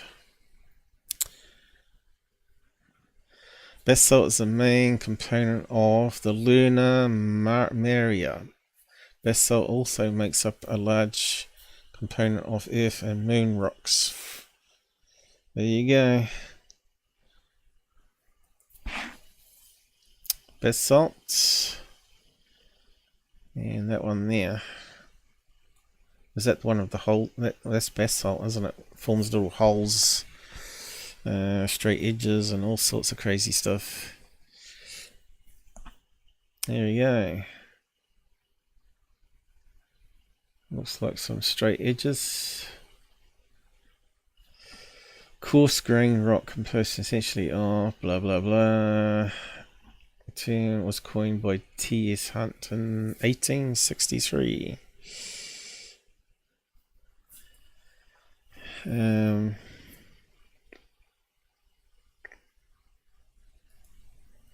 Yeah, what's so special about it? Okay, we got some earth here.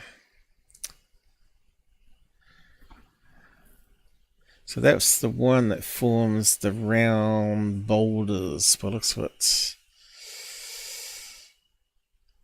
coarse crystals. Some samples of rock taken from the moon are finely crystalline. There you go.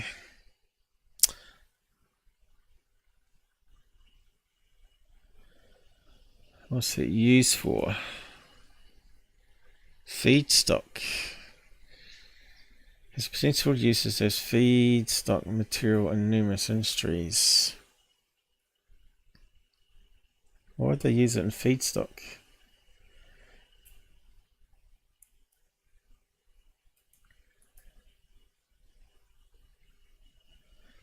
Now these are the moon's oldest rocks. There you go, 4 billion years old. Ah, so this is why it forms straight edges, crystals, right? Crystallize. Ah, Gabbers finally showed up. So we're talking about your moon pictures and why you get square edges, but also it's to do with camera resolution as well. Free for all. So you missed all the good stuff on ferrofluids and thermal plastics. What's happened here? Something strange going on. What's that saying? What's happened there? Looks like something screwed up.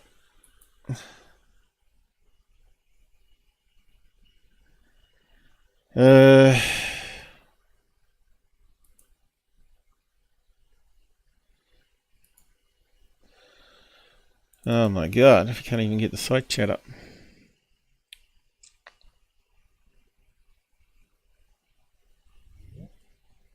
Oh, now it's coming up. Are you getting any picture? You getting any picture? From me? No, from Jitsi. I was given an error before. Broke it.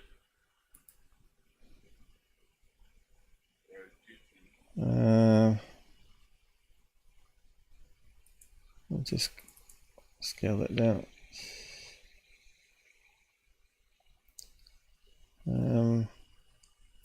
What's that?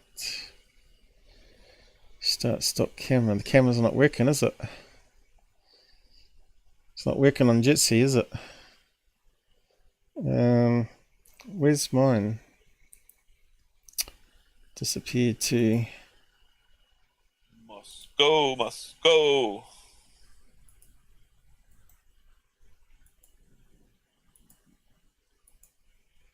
No. It's not working. Oh no, it's got to be working. It's got it selected there.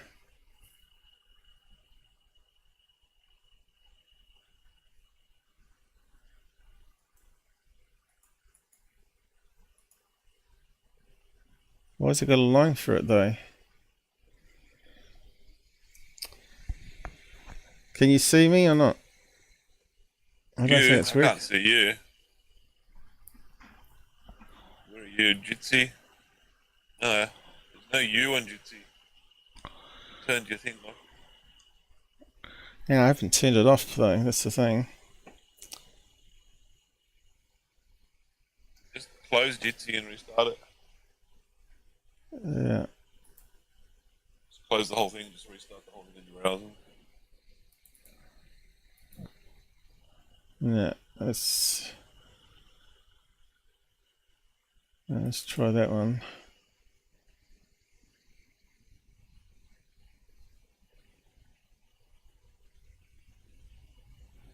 Yeah, it's not coming up.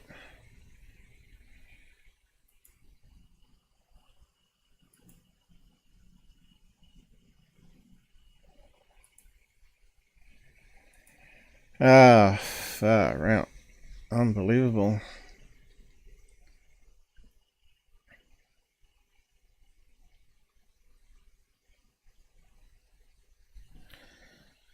It's not working.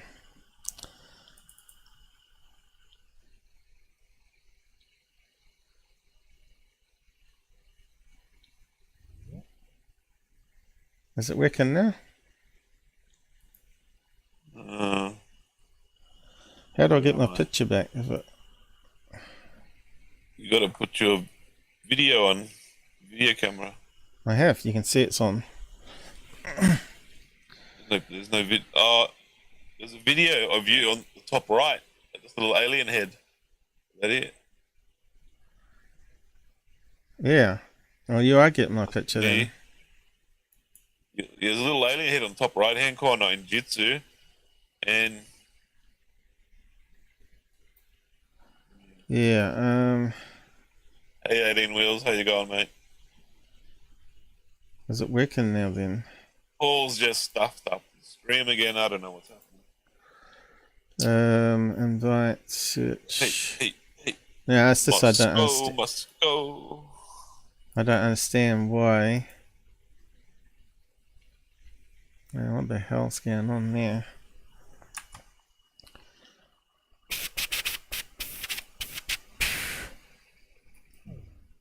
Oh. Did that again. Far out.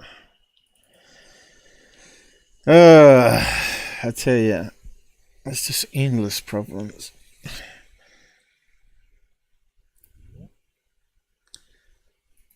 Yeah, normally it comes up with mine down the side, but I remember I turned it off to hide myself. Now, where else do we undo that?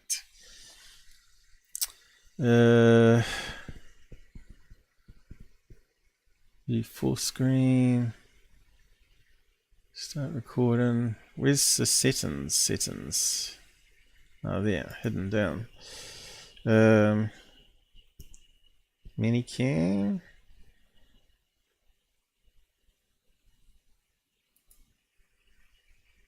There's the thing called hide yourself. I just wonder if that's still set.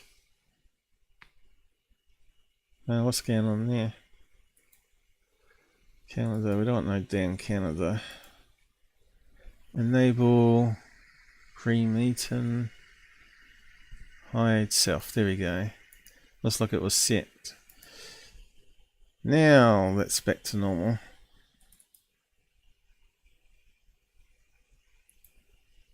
I think we're working.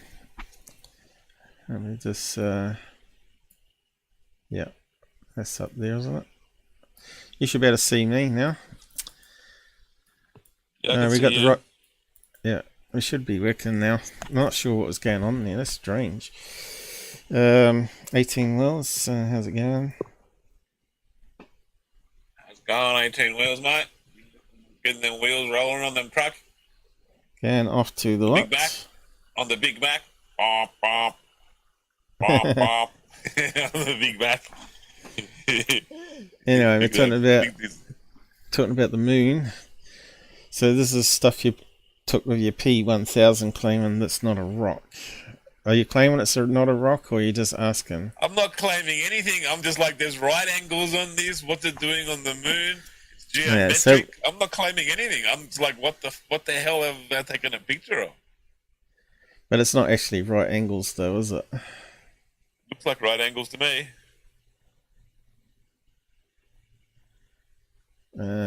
But you're down to pixel level there, aren't you? Look, you can see the blocks.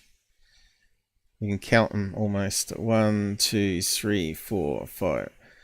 So what you got is what I talked about with the moon pictures, the Mars pictures, right? Where it takes color averaging. So it takes a whole group of pixels and forms a block, and it takes the average color of them. So you're down to pixel levels here, but it's blurry because it's come through atmospherics as well. It's blurry because of atmospherics and humidity, everywhere it's blurry. But if you really look at it into close detail there, it's not actually right. How does pixel level do that? Because I've got 20 photos of that, and it all shows right angles. 20 photos of all these right angles. Well, you can see it's not right angles though. Look, you can see it bends a bit there, like it's like a round edge of a crater. Then it sort of loops around the back here. Look, from far away to your eyes, because you're looking down on it. Not sure if we can get that any bit bigger. And you can see it's not joined together. Oh, what's happened there? Now you should be working for third phase with that red arrow there. So yeah. So we were just looking at maybe I work for third phase secretly.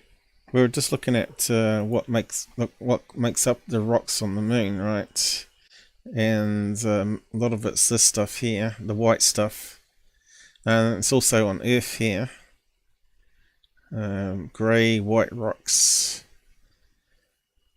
Alright, the oldest moon rocks. It looks very similar to what you can get on Earth here.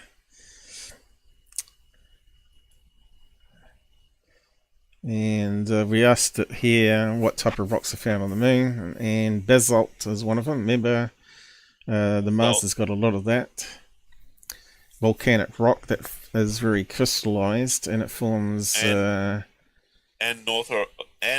little pockets of holes. Soil regolith. Yeah, and it's made up mostly entirely of this technical name, which is really those 4 rocks. Magnavite, moldavite. No, moldavite it was on the moon. basalt, as you know, is from volcanic activity. It's mostly and meteorite impacts.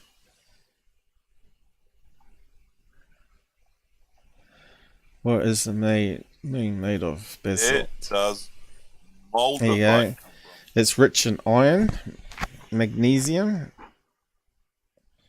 and this stuff here, which is that crystallized rock, which is mostly, what did we read it was? Calcium. And what was the other stuff? And sodium. Which again is like table salt, which forms those little crystals, right? Dark plains on the moon are made up entirely of basalt. There you go. So that's volcanic rock. As we know, there are lava tubes. National Space Museum. Let's just have a look at that one. So there are going to be straight edges of rocks.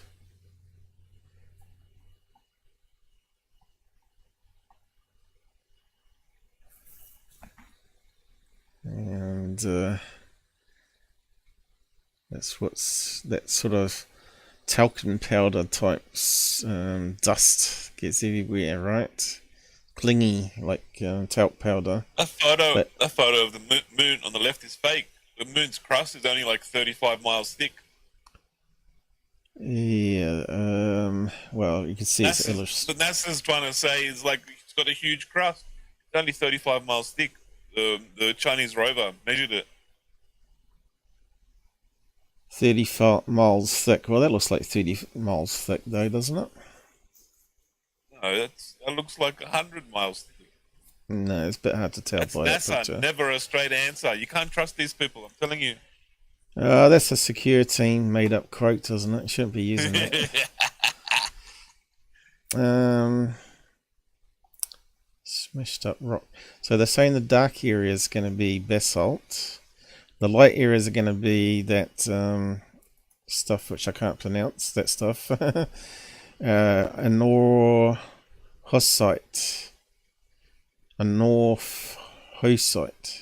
Oh, I don't know if I can. Well, your hose are on the north side.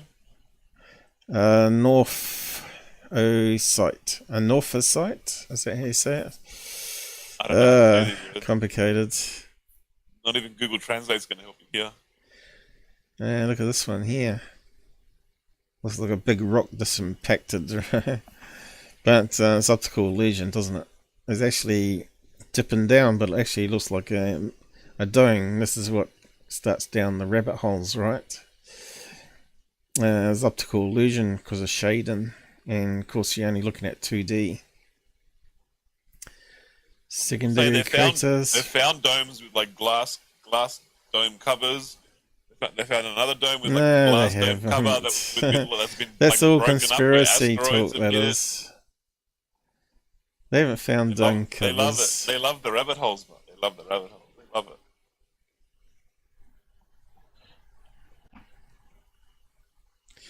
Now look at that. If that's a moon rocket, it looks very similar to what we saw from the basalt collected on Earth, right? It's got those little tiny holes. You got to remember that they said the same thing about all the COVID information. They called it conspiracy theories. 3 years later, they're like conspiracies back now. They're like reversed what they were saying 3 years ago. Yeah, but that's We don't just know about light. this. We don't know about this moon. We don't know about Yeah, this there's moon a difference because between light. We can't get there. We can't get there to prove stuff. We don't know about this moon. Yeah, there's Just a like we difference didn't know between about lying coronavirus, government. and they called all the information conspiracy theories because they wanted to support big pharmaceutical companies and put fear porn into people and scare them into taking an unsafe vaccine. Now they come out and go, it was conspiracy fact. Sorry, we had our facts wrong. Well, how about they do some research before they start issuing news out in the newsreels? Disgusting. No, we're talking about Astro Train again, are we? Or the Space Train? What's 18 wheels on again? I was talking to a girl Witness the back Space in Train 2005, her and hovering her dad above space train in abandoned California. Logan Road. Space Train. Are you talking about the Astro Train? Astro Train, Space Train, same thing. Or is it something different? No, it's the same thing. Astro Train, Space Train. But they're saying it's like paranormal here. Now, we've heard about ghost trains before, so we can't discount that. But Ghost normally train. it's where railway lines used to be. But if you think about Logan roads, a lot of those did have rail lines right next to them, didn't they? And they started off with rail lines, or they got rid of it and turned it into a road. It's a ghost train. Yeah, ghost trains. But then again, if you think about a ghost inside the ghost train. Well, it could be like a multi-universe thing again, where it breaks through into our universe because of a portal that's touching one universe to another in that location, and you're seeing something back in time in our thing, but it's not fully formed. You're only seeing like transparent version of it because it hasn't come right into our universe yet. Well, that's my theory anyway, because I've seen apparitions like that myself and it's like amazing when you first see it, and it changes your world view on things and how that could possibly happen. But anyway, enough on moon rocks, very similar to Mars, of course.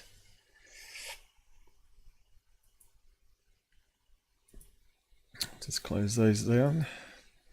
So looking at Gabber's picture here, although it does look right angles, you can see it looks like just two blocks of information here. And of course it's going to form straight edges, right? You can see it's jagged. It goes here, another block, until you get maybe a P1000 with maybe even higher resolution. That might all those photographs are 4K. Have they upgraded the P1000 yet? It's about time they did. Yeah, that's 4K. If it had an 8K sensor on it for the photos, like 50 megapixel. That was like 50 it'd improve it a wee bit, but I think you're going to need more. That would get rid of all those 90-degree looking angles and make it look like. I don't know if it'll get rid of it complete. I think you might have to go up to at least 32K camera before you get rid of the angles. But yeah. What's next for Nikon P series? Do they call it P series? I guess it would. No, P1000 is the one with the 3000mm super telephoto.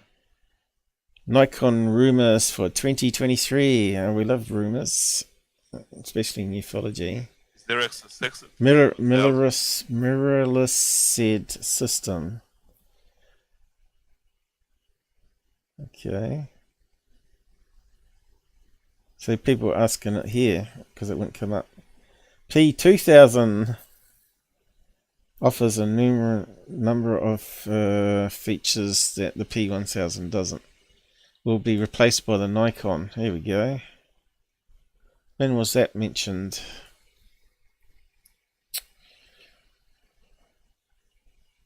Old news. 22. It should have been updated by now then. So I think it's just people just guessing.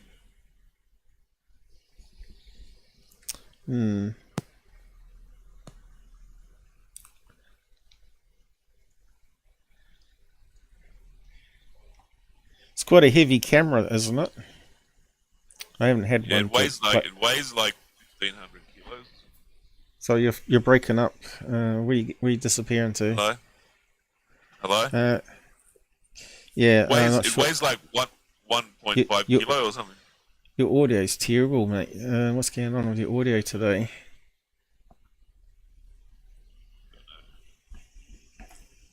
Does it sound a bit? Moscow.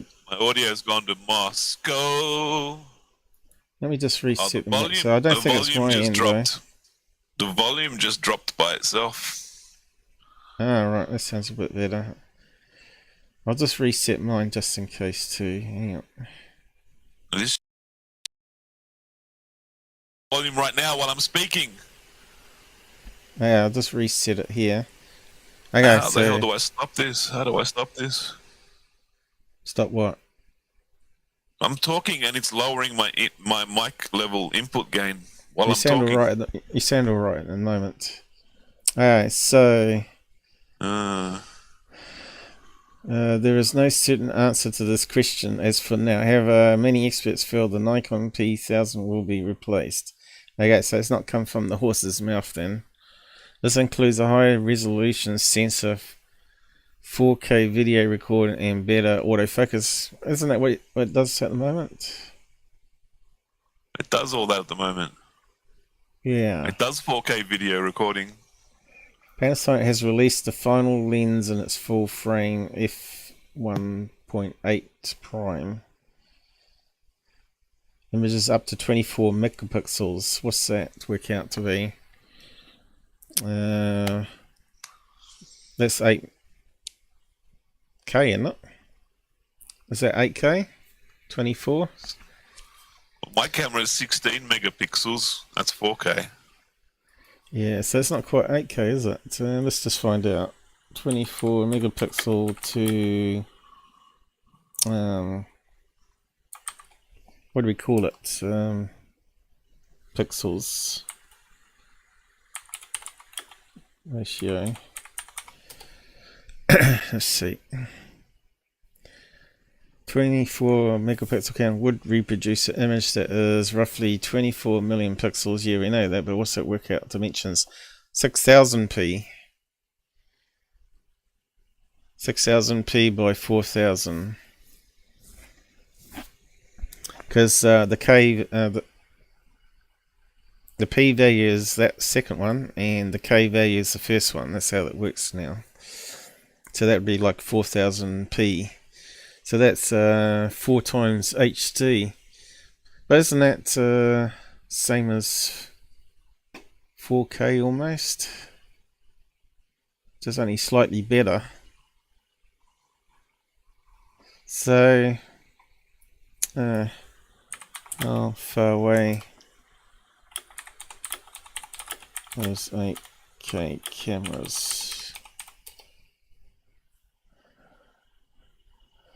With 4K recording devices and display use 4800 by 2000, so 24 megapixel does double that up.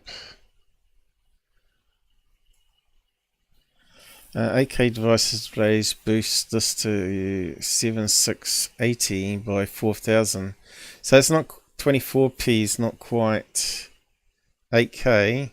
As you can see here, so it has to be 33 megapixels to be 8K. So it's getting closer. 30 megapixels equals 8K. That would make sense because then 16 megapixels is 4K. So you double 16 megapixels, you get 32, 33. Yep. So maybe they haven't got quite there yet with the technology. Maybe they can take it for photos, but not continuously for video, right?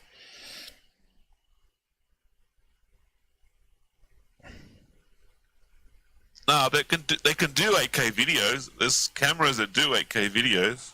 They got mobile phones that do 120 megapixel photos. Yeah, photos, but not over 4K videos though. Yeah, there's 8K video. I haven't seen 8K. Sure, there is. There's 8K cable still cameras. I don't really look into it because I don't even have a 4K TV to look at my 4K videos. But you can do that on your computer screen, though. Your computer screen would... video camera. Yeah, but your screen does 4K at the moment, doesn't it? On your PC. My screen. Yeah. My PC, no, it only goes up to 1440p. Alright, because they got UHD, it's called UHD, which you get on laptops, which goes up to 4K now. So yeah, but you can look at, but you can scroll the image. You can scroll the image, or you can reduce the quality downwards to see the full image. But you could scroll the image and see it in 4K on the screen. The Canon EOS R5 is an 8K video camera. Yeah, I don't know if it's any 8K video cameras. It's just 8K video cameras. Canon EOS R5 8K video camera. Just 8K and 6K cameras in 2023. So it's only just coming out now. This year. So the Sony A1 is an 8K video camera. 50 megapixel. Your audio is corrupting again for some reason. It's kind of weird. The volume just keeps dropping by itself. I cannot control the volume. On the Jitsi? input volume. On my stupid Logitech. Ah. Hasn't it got a lock? Yeah, I got the lock on. It just. Hang on. I've come across that situation before. It's auto volume control. And that happens. Where is that? I think Windows 10 had that built in. It was always a pain in the ass to get rid of it. Windows 8 upwards. I don't know how we managed. Turn off Windows. I think 10 you had to go through all your drivers and turn off exclusive mode. So if it's got exclusive mode, it takes control of your driver windows and or adjust the volume level to what it thinks it should be.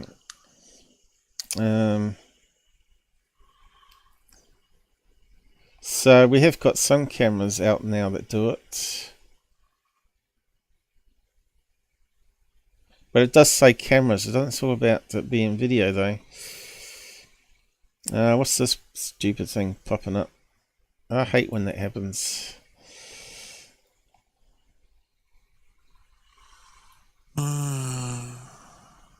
Highest res video. Here we go.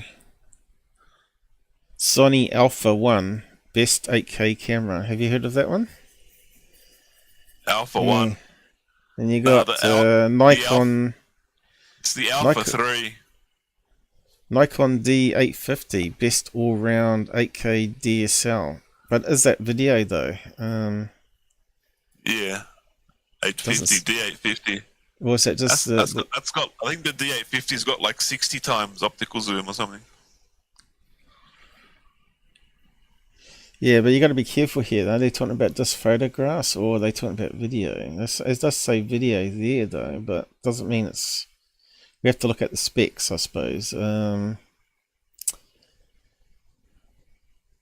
Photo/video switch allows you to easily switch. Yeah, well, that's the same as a smartphone, isn't it? Whoa, look at the price of them. Yeah, so I did a lotto ticket for that 15 million New Zealand this weekend, and guess what? Someone in Christchurch won it, but it wasn't me. So someone's going to be celebrating. Thanks for having $15 million put into your bank account. That would be amazing. Outstanding video image quality, but yeah, it's not telling us. Canon, $3,000. I guess that's in American money as well. So Have to double that to New Zealand money. Would you pay 10,000 for a damn camera? It does 8K? No, it's too costly. Is that in Aronson, is it? Doesn't say. Anyway. Oh, you can see the big sensor here, look. Sony camera. Oh, here we go. Sensor size. Frame rate 30 frames. Autofocus. Pros, cons. Larger center captures tons of detail. Perhaps you need to get one of these cameras then. Wouldn't say the frame rate of 30 is not really high. You really want to get up as high as you can. They don't have a 3000mm zoom. I'm not going to see nothing. Says 8K video, Ultra HD video. There you go. Yeah, but it hasn't got that. It hasn't got a 3000mm optical super telephoto lens. Can you add one? Yeah, if you got like $20,000 for the lens. Well, lens can't be that expensive, surely. It is. You're gonna look it up. Type in 3000mm optical super telephoto lens. You cannot get one for under $20,000. They got the lens off it here. 4,000. Oh.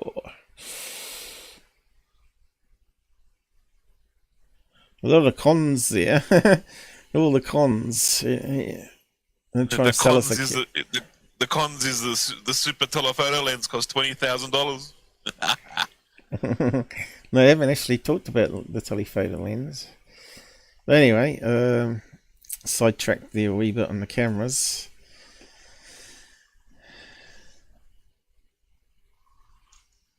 So it's here say 8K's coming out this year for the P1000, but we'll see what comes out. It's going to be expensive, isn't it? Anyway, was that your first image? Let's just have a look. So you're talking about this so-called building or doorway or stargate on the moon. And I see the hut. That's the hut. The Chinese rover took a picture of a hut, and then they said, no, it's just this little rock over here.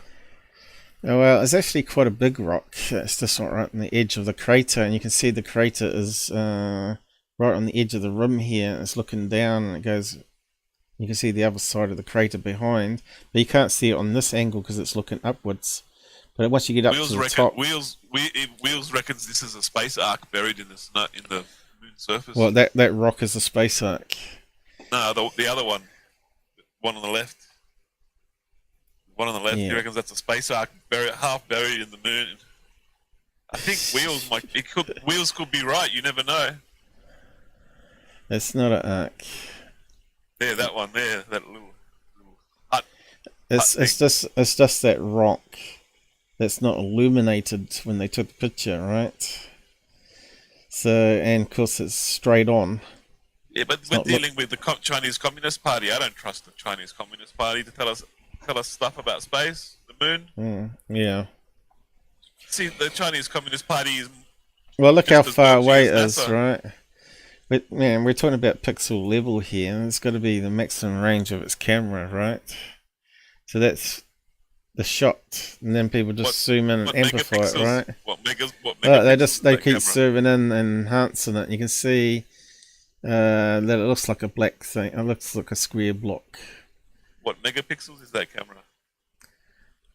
I don't know. There's quite a few pixels there, though. It would have been the best at the time. How long ago was it Chinese launched? Moon rover, megapixel camera. Your audio still sounds crap again. I just tried some settings trying to fix it, and it just keeps lowering. Oh, you're fading away. I don't know what to do. The Men in Black have got you again, man. Every time we get on, the Men in Black. First of all, my mini cam was saying there was no driver, and now yours is saying your audio is fucking around with the audio. Are you sure you're not hacked? Has he gone completely now? How to shut up, I'm Gabber? not saying anything. This is pissing me off. My microphone level keeps dropping. Oh, it It's might really sound pissing me off. Might sound alright in Google. I don't know. What if I turn the compressor off, turn the noise reduction, turn the expander gate off, then I keep talking and it just keeps going down and down and down and lowering the volume and going down and going down, going down. Oh, I hate this program. S2 train was above the treetops. Well, I've heard of ghost trains being at treetop level before.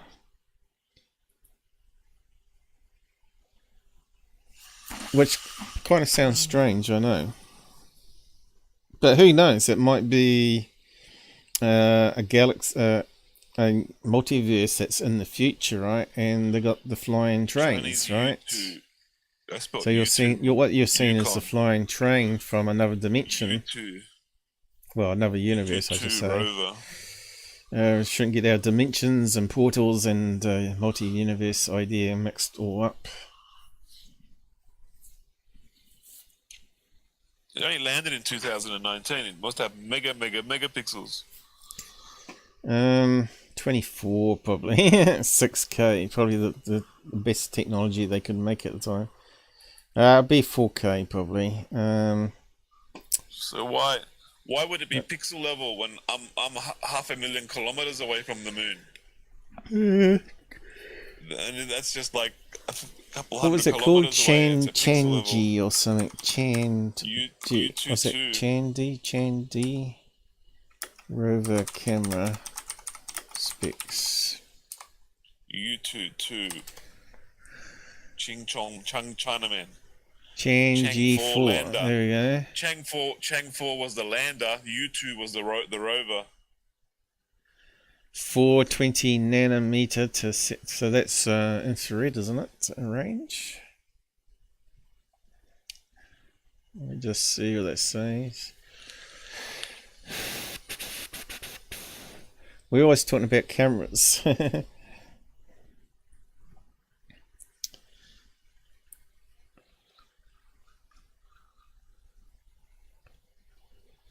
Cenocentric phase, what's that? What's that?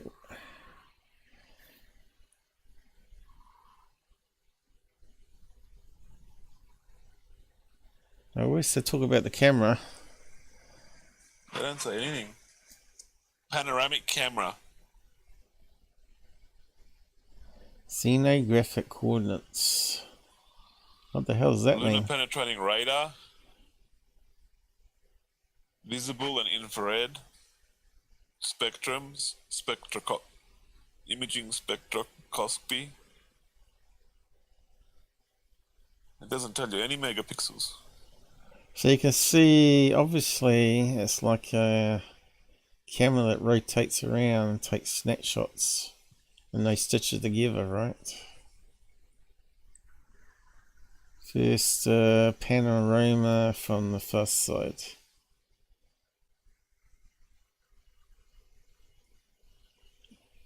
You can see that it almost looks like it's stitched together.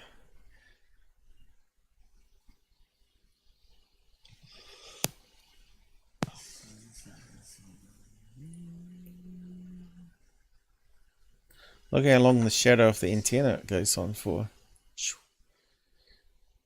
So it looks like it's a wee bit fish bowy to me, doesn't it? But yeah, that's what everybody was saying about the moon landings, right? But the shadows didn't make any sense. You can see it's vertical here, but it looks like it's bending here. That's because if we're looking at it in 2D, not 3D, right? And you can see that crater does go upwards. So you can see there's a curvature. Then the crater. But yeah, I didn't see where it was talking about the camera there. Kind of weird. What megapixels was the camera on the U22? See if Google can save us. Google, please save me. Answer my question. I don't think they're talking megapixels when they're talking about pictures, right? They talk about they talk about sensor sizes and ratios and all that sort of stuff. Forget the name, technical name of it all, but That's useless that we can't find camera specs though, in simple terms.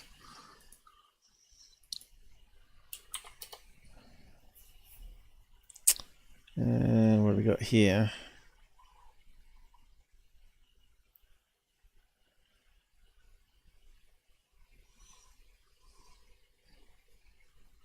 What's this about the Sony FS100? I think maybe you have to spell that way.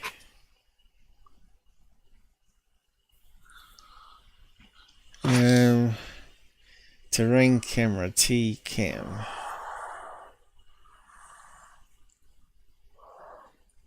The U-22 rover is still operating after 4 years on the moon. It's still working. Here we go. 13 megapixels. There you go. As far as the camera goes, that's 13 megapixel AF and plus 5 megapixel. No, that can't be. So it's a right. little bit under 4K. Surely not. It's just a little bit under 4K then. Let's have a look at what they're saying here. That's one about cameras.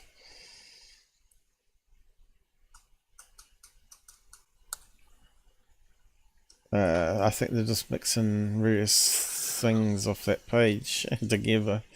No, it can't be 13 then. Yeah, they're not letting us know the answer. This site won't let me get out of it. Scumbag Indians. There's a lot of cringy Indian sites like that.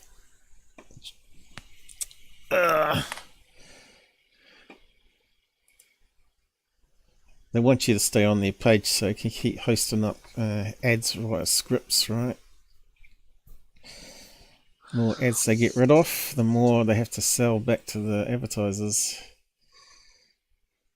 Yeah, yeah, it's not coming up.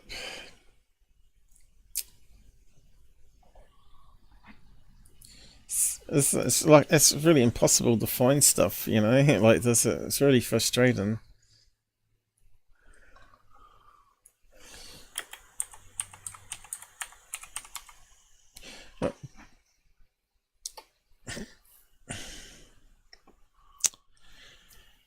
Maybe the Chinese didn't tell us.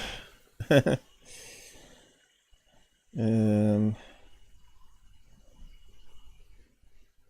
not going to tell you. It's top secret.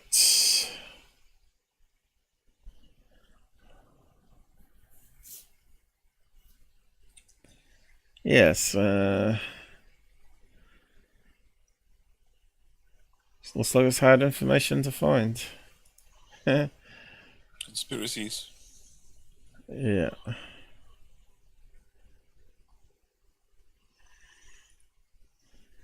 Lunar probe captures 119 megapixels. There you go. Surely it can't be that. I think it must be sliced. Lunar probe captures. What lunar probe they're talking about? Chinese Chang-e 5 probe landed on the surface of the moon in December 2021. Is that the... But it wasn't 5 that we got the images of the moon from, was it? It was 4, wasn't it? The probe was Chang 4 or Chang 5. There you go, 15. The color photo is 15,000 by 8,000 pixels, 119 megapixels. Yeah, but that's that lander. one. That's the lander. That's not the drone. The lander had a more megapixel camera than the drone. But it's a fisheye camera too, you see, and of course everything's going to be distorted. Everything's distorted, off angle. Oh, that can't be 119. Is that comparison? Comparison data. It's 1966 image. Look at the shadow length here. Look, it just stretches because it's on a curved surface, right? And you can see even there the shadows are inconsistent because of the curvature. And of course that builds into the conspiracy theories, right? So if that's only the lander, not the rover though, is it? It says lunar probe. I don't know.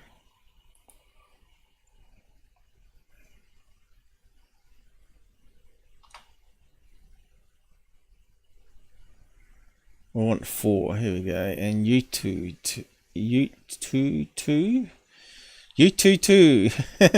What the hell did they get these names from?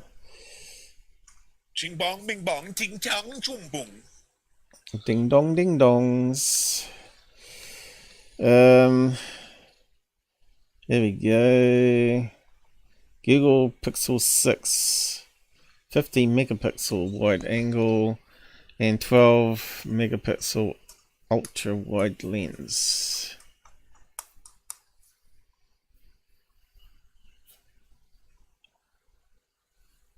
But that's only for taking photographs, isn't it? Not video. Is UFO man a shill? Who's asking? Me. I don't know. He's got some weird videos. Well, if he's making money of it, makes sense, doesn't it? But there are people with mental problems in ufology, as you know. And I think everyone in ufology's got a mental problem. Not Look at everybody. Dr. Sala, you can't tell me he hasn't got mental problems. Not everybody, but there's certainly a lot of rabbit hole theories out there that people believe are true. But yeah, like stargates to the moon and Mars or whatever. Yeah, well, let's give up on the camera. MacGyver, Richard Dean Anderson, MacGyver was in Stargate SG-9. It's got to be true. Probably could find the answer on Twitter. Someone's probably asked that question, or Reddit. Probably search Reddit. Will probably have about the camera. But anyway, it's not worth worrying about. So let's just go back to the pictures. So yeah, we're looking at this one here. You can see how much they zoomed in from the original picture. Yeah, but if a UFO can travel interdimensionally from dimension to dimension, if a UFO can go from like one galaxy to another galaxy like zip, then the UFO is just like a Stargate. It's just the Stargate is inside the UFO, and the UFO uses the Stargate, makes its own little wormhole Stargate portal to like make a shortcut to another place in the galaxy. You sound like you're fading away in my headset. Theoretically, if UFOs can do that, then there could Stargates are possible. How's he sounding like on YouTube at the moment? Is he sounding right on YouTube? Because it sounds like he's on a train going away from me. He's going off in the distance. Gabber's being taken away by the Moon Martians. Moon Martians. That rock is not square. Okay, there's a rock Martians. as they're moving closer to it. But you can see they're on a different angle here, right? There's the rock in question. But we got no size comparison here. I think it's quite big. What we wanted is a picture of the rover right next to it. Hello. Now you sound like you're in the room. Stop going to the toilet. So what I did is I took the best image I could find out of these ones, which was that one there. This one here, close up of it when it got up to the edge of it. And you can see that it's not square on with it when it same direction that it was looking when it took the photograph, right?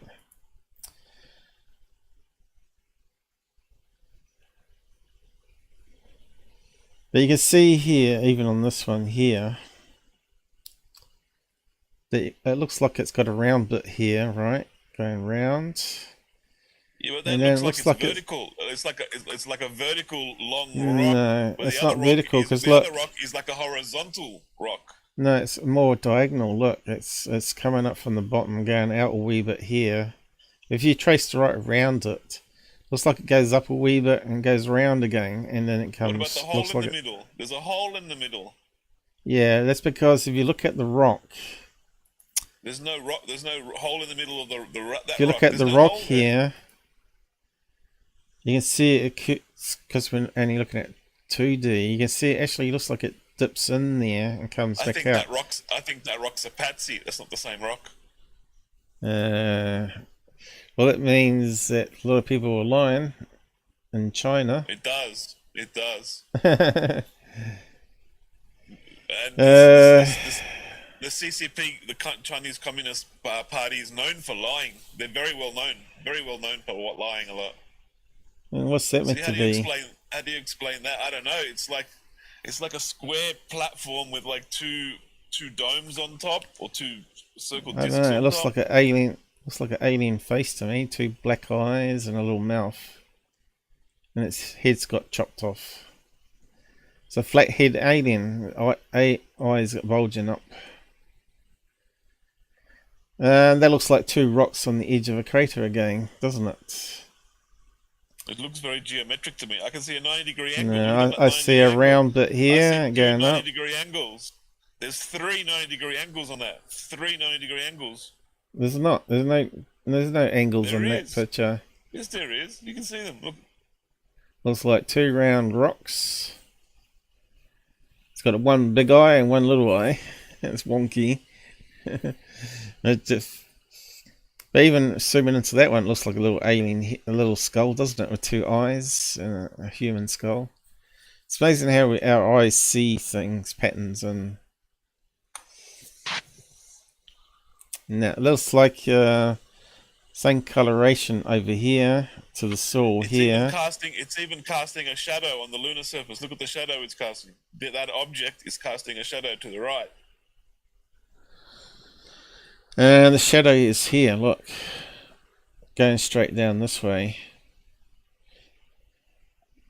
And what you're seeing is the shadow got to be underneath it here. You can see which way the shadow's going.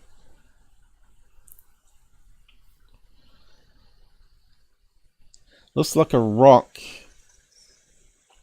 with 2 little rocks on top, because it's a bit hard to tell though. Looks like it might be casting a shadow, but it's really actually a crater there. It looks like another crater. What if it's aliens with a portable mining rig, and it hovers from lunar crater to lunar crater, and they go mining? It's like a hovercraft mining, portable mining rig. They won't let us play it without ads. Explained. It could, Wheels could be right. It could be Astro Train on the moon. AstroTurf. Astro Moon Train. There's another snapshot I took. So yeah, you can see that it is just zoomed in on that whatever pixel rating that camera is.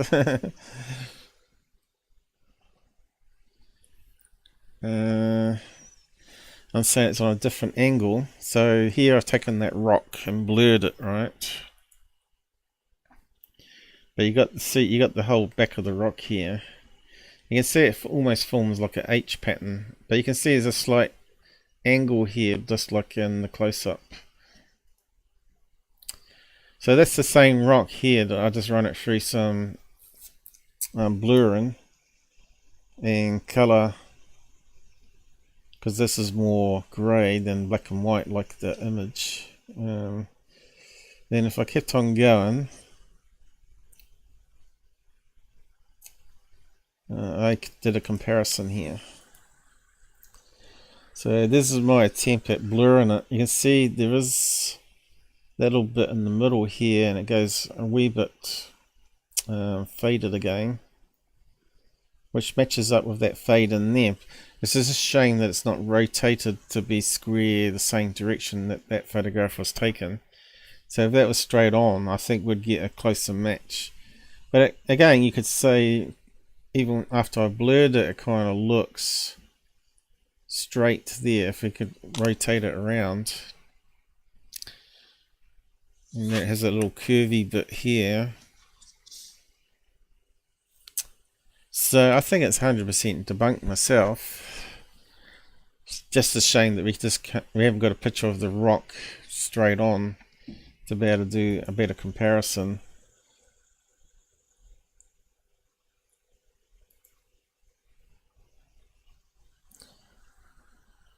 Yeah, again, we're taking it from the side here, so we need to probably rotate it about 10 degrees, is it? I don't know if we can do that. Let's just take a grab of it again, I suppose. Save image. No, it doesn't come up, does it? Oh yeah, it does. It's on the other screen.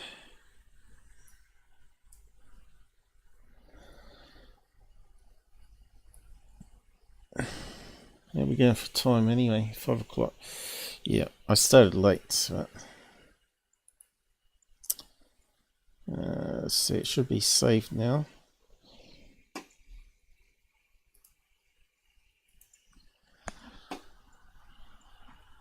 Where is everybody today? What's on TV today? Hey, Livy Global, what's this? St. Patrick's Day. We got a spammer. Vote Trump. That's a good spam. That's actually a good spammer because he's voting for Trump. Because he's voting for Trump, I'm not going to delete that. I'm going to leave it up. Yeah, we'll probably get done. What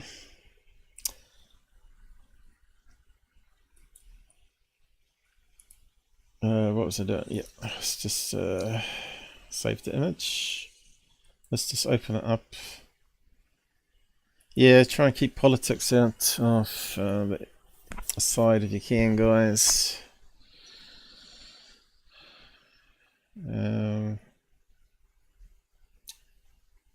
Plate.net. Why can't I see it? Let's see if we can rotate it. Be interesting to see what we can do with it. So image. Is there a rotating? It's not the same as a layer, is it? It doesn't have that rotate. Might be under here though.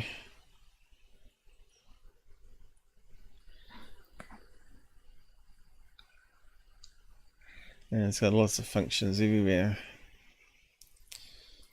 Adjustments.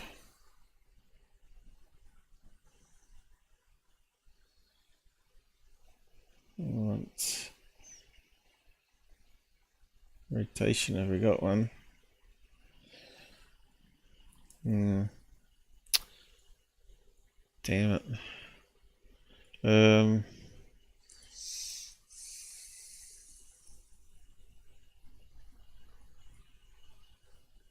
Why hasn't it just got simple rotate? Must have a function here somewhere.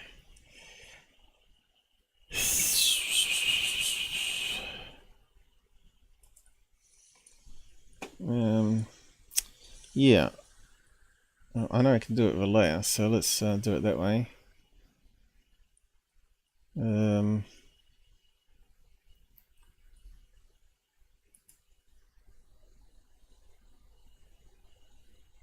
Select all, copy, and paste into a new layer.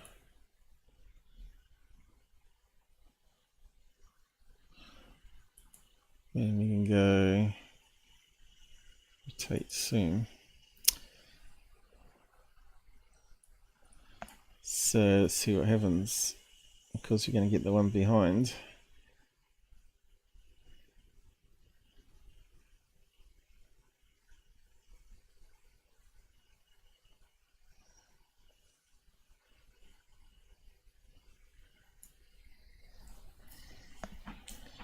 It's not quite level either, is it?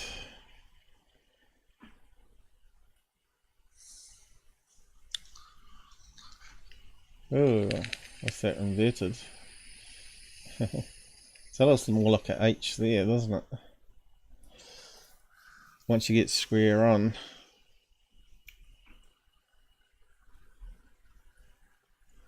I think we can hide the background. Let's see.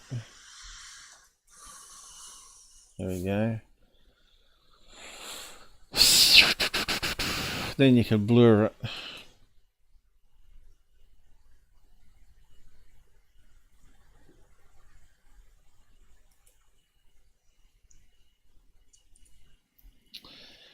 But you can see the shadow here is reduced. But we're now changing the shape because we're looking at a different angle, right? We're sort of looking at more long ways. You can see the angle here. You turned it upside down. Have I? Yeah, it's not the rock's No. not like that. There's a rock next to it there, and there's that background of the crater behind. It doesn't look like that in the photo you just showed. That one looks vertical. The other one, the other photo, it's like horizontal. See, it's horizontal, totally different. No. There's that bit there.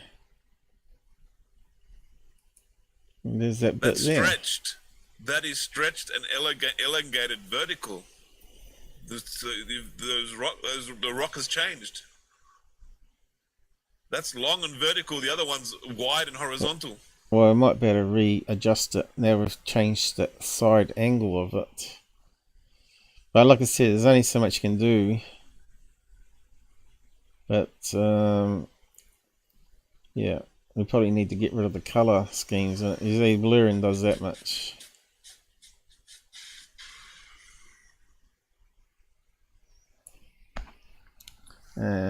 To simulate going down the pixel level, but you could do it another way.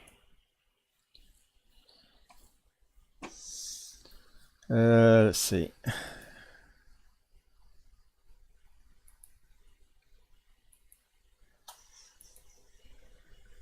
Paste down the image.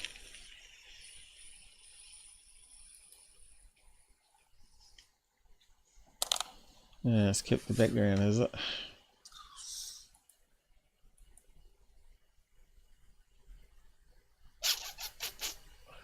Can we stretch it?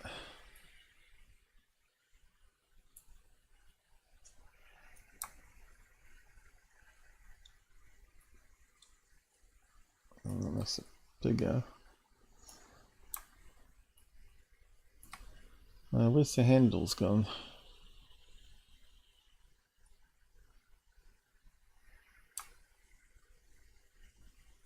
Oh, that's bigger. Why is it not? Oh,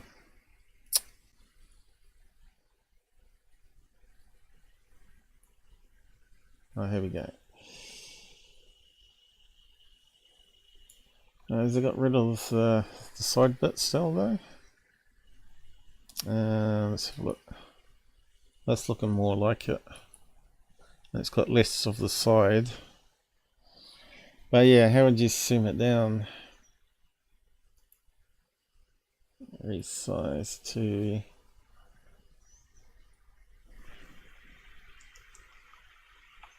300. No, 30 that was.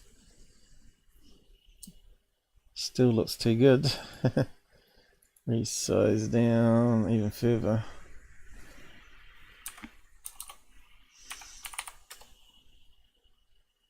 Oh, now we're talking. Can't see it now.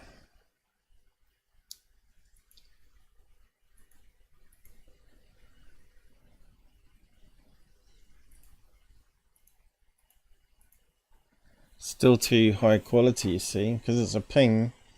It's not losing quality as you soon resize it. So they have to be. You have to use effect probably that pixelates it, reduces it that way. There's probably one that does it. So that's not going to work. Okay. Oh, what's happening there? Oh, right, we zoomed in, did we? Zoom to window. So we need a function that pixelates it. blurs, and that's not really the correct one.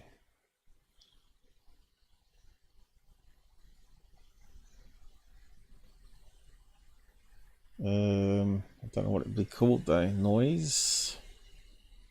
Add noise. Reduce, what's that? Reduce noise. Object. Silhouette. It's going to be a function here somewhere. It's got everything under the sun here.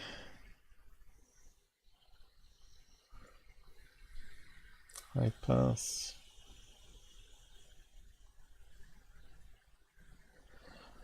What would it be called though? It wouldn't be called pixelate though. It'd have some other name, wouldn't it?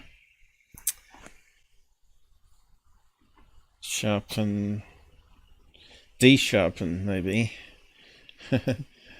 Normalize, refocus. What's that there? Reticulation. What's that do? Crash. That's what that does. Congratulations. MIB crashed your computer. They're stopping you from revealing the truth about the moon. Yeah. I don't know what it's called though. Eliminate white edge. It would have a special name for it.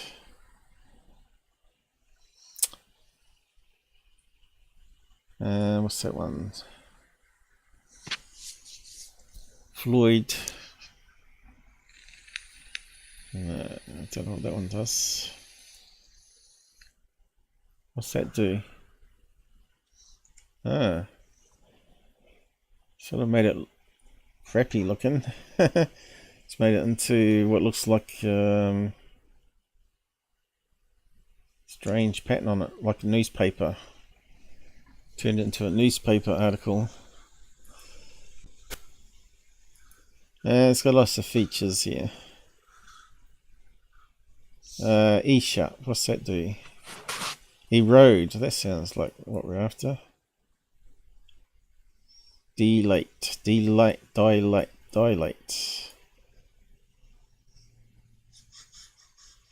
that a cursor? What's that doing? Right, here we go. Looks like out of focusness.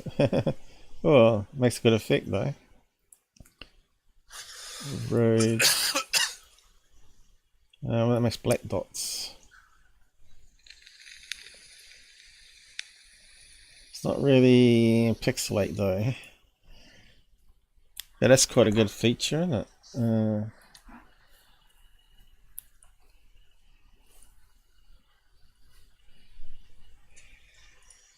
Eliminate black, eliminate edge, dull. What's that do?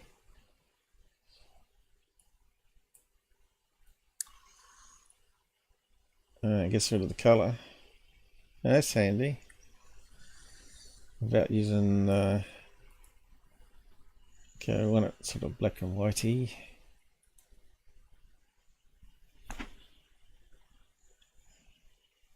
Clouds. Barcode. Advanced grayscale. Oh, okay. Tools. Texture. There we go. What's all that do? Radio rainbow twist. Nebulous. Fractal. That'll be fun. Hey! That's pretty crap though. Where's the original picture gone? What are you doing? Psychedelic art here. Psychedelic moon art. I gotta get a drink. I don't know how that relates to the picture though.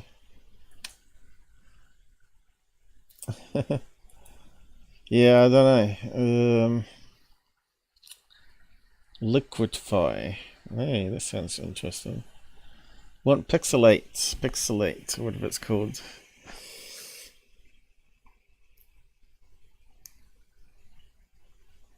Let's have a play with liquefy and see what that does. What's that done? crashed, I think.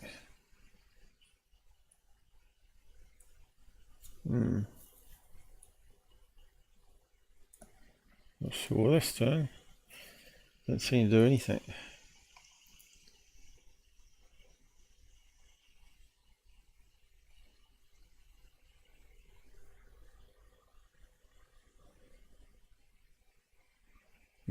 Majority. Outline. Star glow. Fuzzy edge detector. Outline.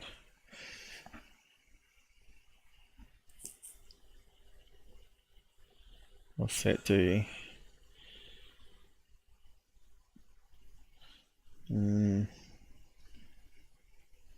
Orb generator. This sounds like a thing for UFO. Initializing. Is it going to crash? Hey, orb. I don't see the point of that one.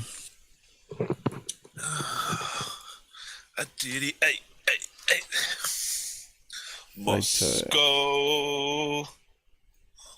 Add pixelated frame. Must go, la la la la la la la. Ha ha ha. Hey. That's messed up. Oh yeah, it's pixelating it. Hey, there's Gabbers squares. So how'd you change the size on them? What's that do? It's doing something down the side there. Men in Black. Well, it is pixelating it. Ah, right. That makes it bigger. That makes it smaller. Ah, there we go. Starting to look like Apollo footage now.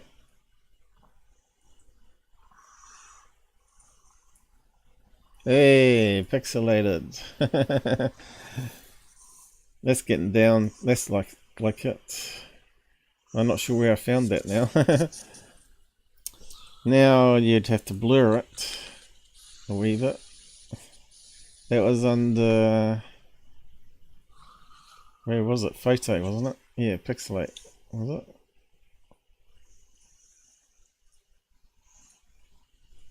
Oh no, render. But borders and shapes. Told you it'd be something here. Focal point, average blur. What's that do? Radius. Oh, that's not too bad.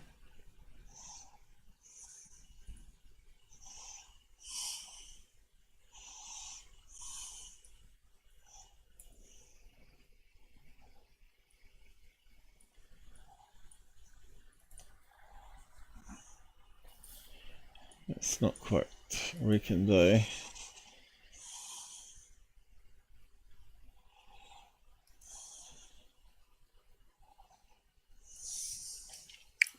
See if that works. Yeah.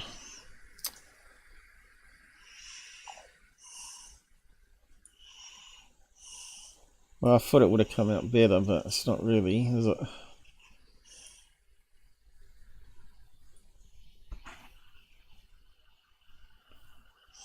Well, you can see the two holes, so it's going to make still right angle really, but that's getting closer there.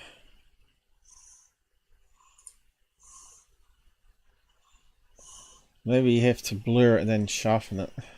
I know it sounds stupid, but to simulate it from a distance. But there's that H-shaped form in there.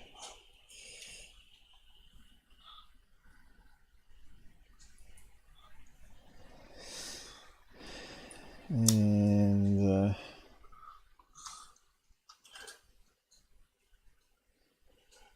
yeah, we just have to send a rover up there and take a new picture of it.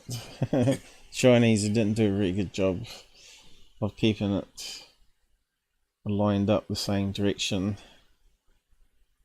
photo. Anyway, it's like the learn and paint. Self-learn and paint. What features we got? Now let's sharpen it again. It's getting rid of the blurriness. I weave it. That's really making it bad. No, it's not really working, is it?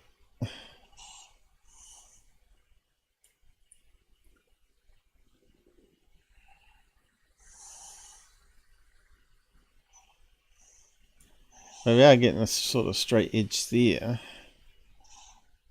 But it's, yeah, still not my right angle. I suppose you'd have to play around with it forever in the day. Rotate swing. Can we do it? Hey. Yeah, I lost it. The letter H.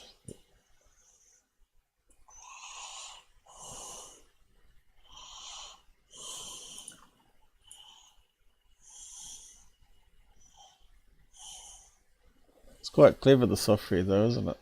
What people can code. So it's more like on that angle there, isn't it? I almost had It's the Astro train on the moon. So we go back to the original far away one. Where is it?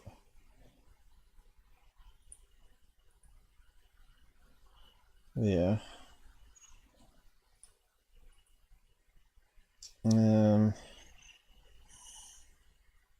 Probably need the image of that though. Well, you can see the darkness here happening, but it's still too bright.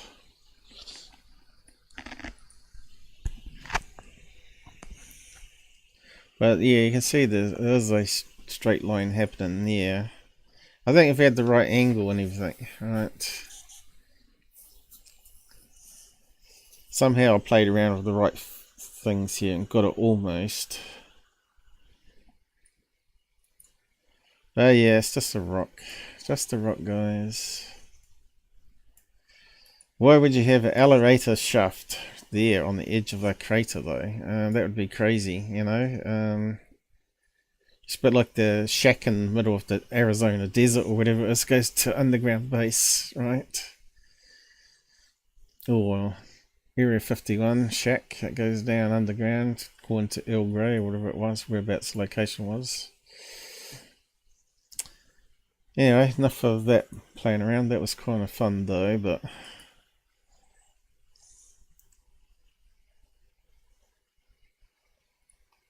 you just have to remember that place to get pixelated, because that's quite handy. And don't say. Okay, so we've moved on from that into your site in here. We could probably just spend half an hour on that. So, what's this one here? Third kind, Mr. Sang. Talks about alien flying. Okay, does that play here? Yeah. But it's in Chinese, you got to read the subtitles. Oh, The subtitles are on it. He's very, this guy's very popular in China. Well, anyone that talks about how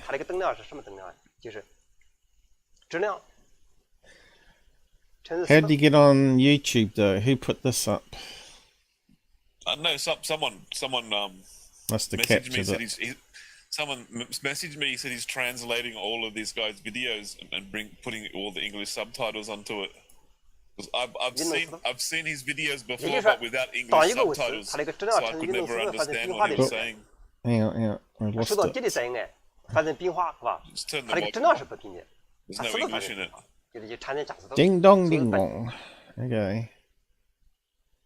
So like he got abducted in the 85 or the 90s or something, and got taken off planet to an alien planet for a month or 6 months or something, and the aliens made him have sex with the aliens. Aliens forced to have sex with him, and then the aliens taught him all about the physics and how UFOs fly and stuff. And all he is a farmer. He knows nothing about physics or science or anything. And then he comes back and he goes, "Oh, the aliens taught me all the physics and how the propulsion works on the UFOs." And he sits there and explains with physics and formulas how the UFOs work. And people are like, "How can a simple farmer know physics if he's never been to school? He's just a farmer from the village." It's amazing your voice is going away again. The voice is going away. The volume hasn't changed. I don't know what's going on with his microphone. The volume hasn't gone down. For once. For once, the volume hasn't gone down. Normally you're super loud, so I'm not sure what's going on. I don't know. Well. So he's talking about a charged particle reaches the gate. What kind of gate's he talking about? Floating gate in space, like Stargate. That sounds like he's been watching Stargate too much. Atlantis.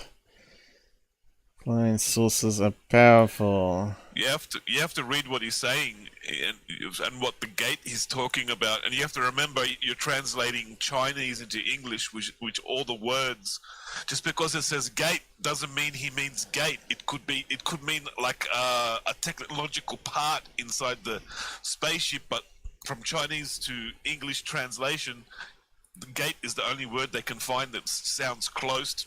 Like, it's hard to Chinese to English and back and forth. You just got to pick words that are like similar to it.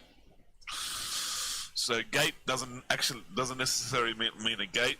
I don't know. We haven't looked at the whole video to see what he's referring to as a gate. What is this gate? It could be just a simple translation error. What's his formulas? He's writing all these formulas down, explaining how the UFO flies through the air. It's got like zero mass. Yeah. It's got zero mass gravity. I think he was going on about ions, how the ions go around the ship and then around the skin of the aircraft. But you don't get ions in space like you do in the atmosphere. That's why the lifters don't work unless you produce an atmosphere. So what sort of ions are you talking about there? You're talking about plasma. That's different. I just think this is hogwash science. Anyone can make this stuff up, alright? I don't know. He's very popular in China. They all think he got abducted by the aliens. Everyone believes that he could not have learned all this physics of how the UFOs work. Why? Did he not go to university? This is where he talks about the what was it? Ions or something, the negative charge. This is where he's talking about it, trying to explain it.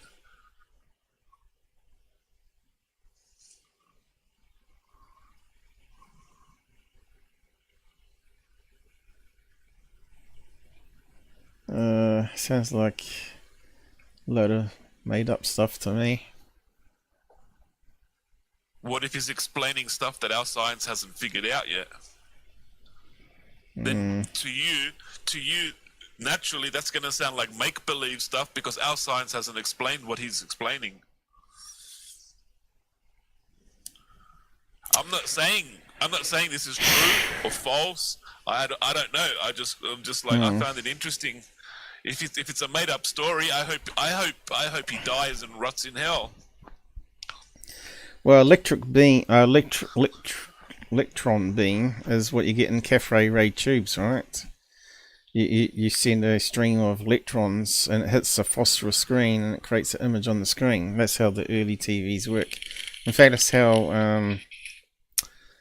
night vision goggles work, right? CRT, cathode ray tube. So it the sensor picks up the faint light and it converts it into electrons, and then it amplifies the electrons and then sends the beam of electrons to a phosphorus screen, so you're able to see stuff that's only the sensor can see, right? Amplifies up the light, very faint light, and so you can actually see it. But yeah, move on. So what's this? What are we looking at here? Looks like bugs. What was that one about? That's objects. That's the Farsight people using the full spectrum camera, right. recording UFOs. But that particular picture was from a radar operator who made a full spectrum who worked at Washington Airport. He was a radar operator, and he made a full spectrum camera, and he said he was surprised how many UFOs are in the Washington airspace, and what the Washington airspace is the most like restricted airspace in America, but he reckons he's getting these cigars flying around.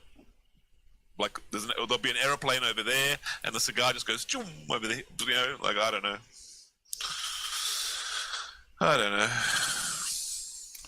I'll just tweak up your volume a wee bit. You sound like you're in the background. Hello. My Joy sound in the background probably. There was some strangeness that was going on. Okay, so this is your one of the laser pointer. So you got a video of this? Wait a sec. What am I doing? I'm doing like 5 different multiple tasks at once. This one, yeah, I got a video of that. It's actually, is it in the computer? Yeah, it's in the computer.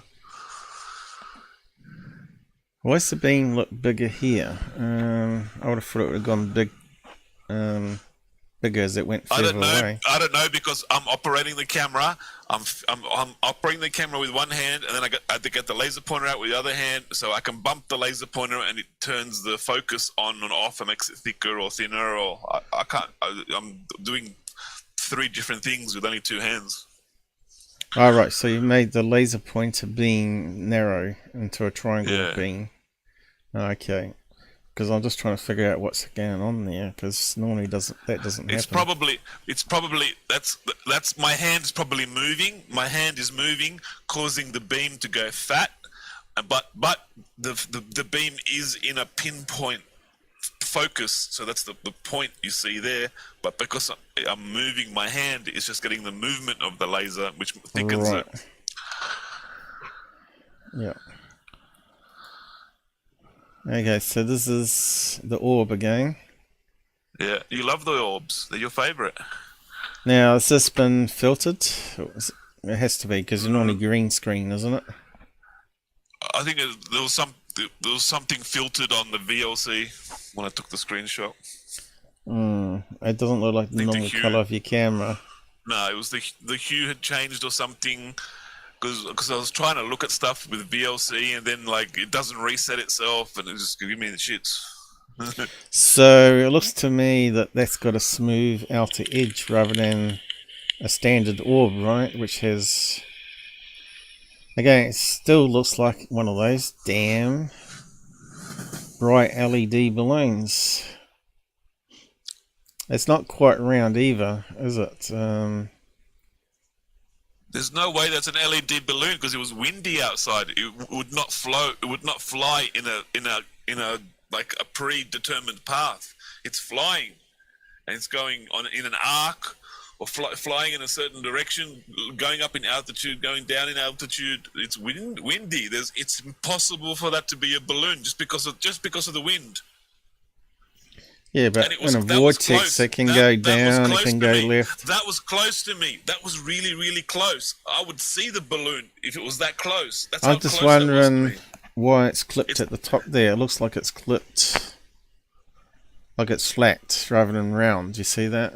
It could be just I haven't focused it in right. It could be just out of focus slightly.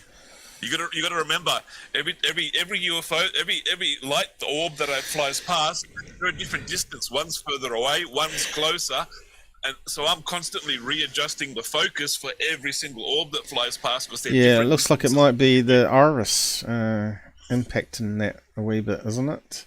Where you get the hexagon, you've got the hexagon shape to it. 1, 2, 3, 4. It's got more circle. Looks more circle to me. The sides look kind of flat, and then it's got an angled bit and then a top bit. 1, 2, 3, 4. That could just be out of focus, though. I'd have to watch the video to see how much I've dialed the focus in. I think there's some camera artifact there. Okay, let's just go to the next one. That's the same one again. There's a bigger one of it.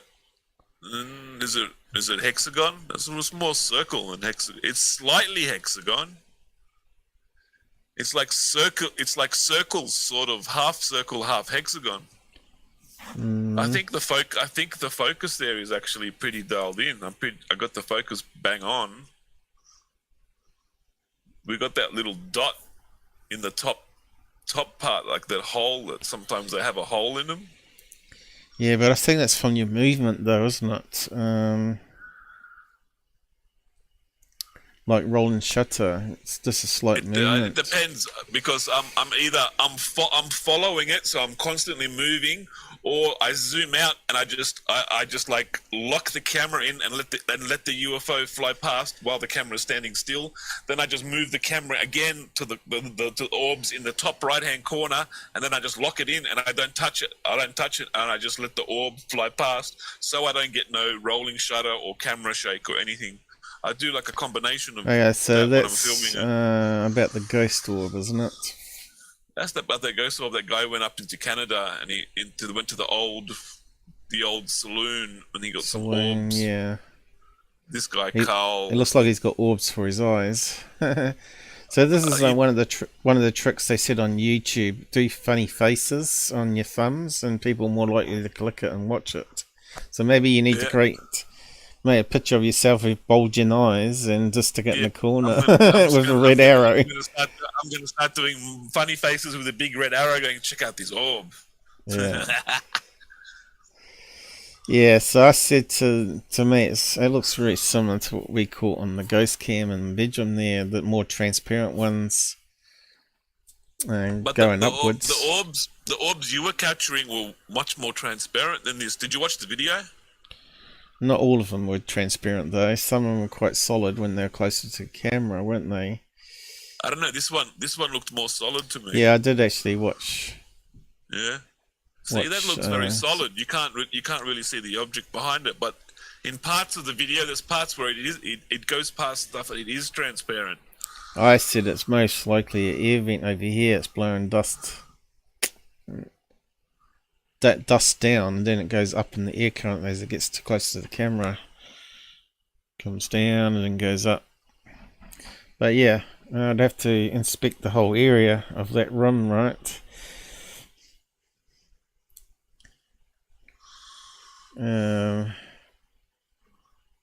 What's that about the dates? Oh, one minute later, I put my laser pointer down on a chair and I just left it pointing up in the sky.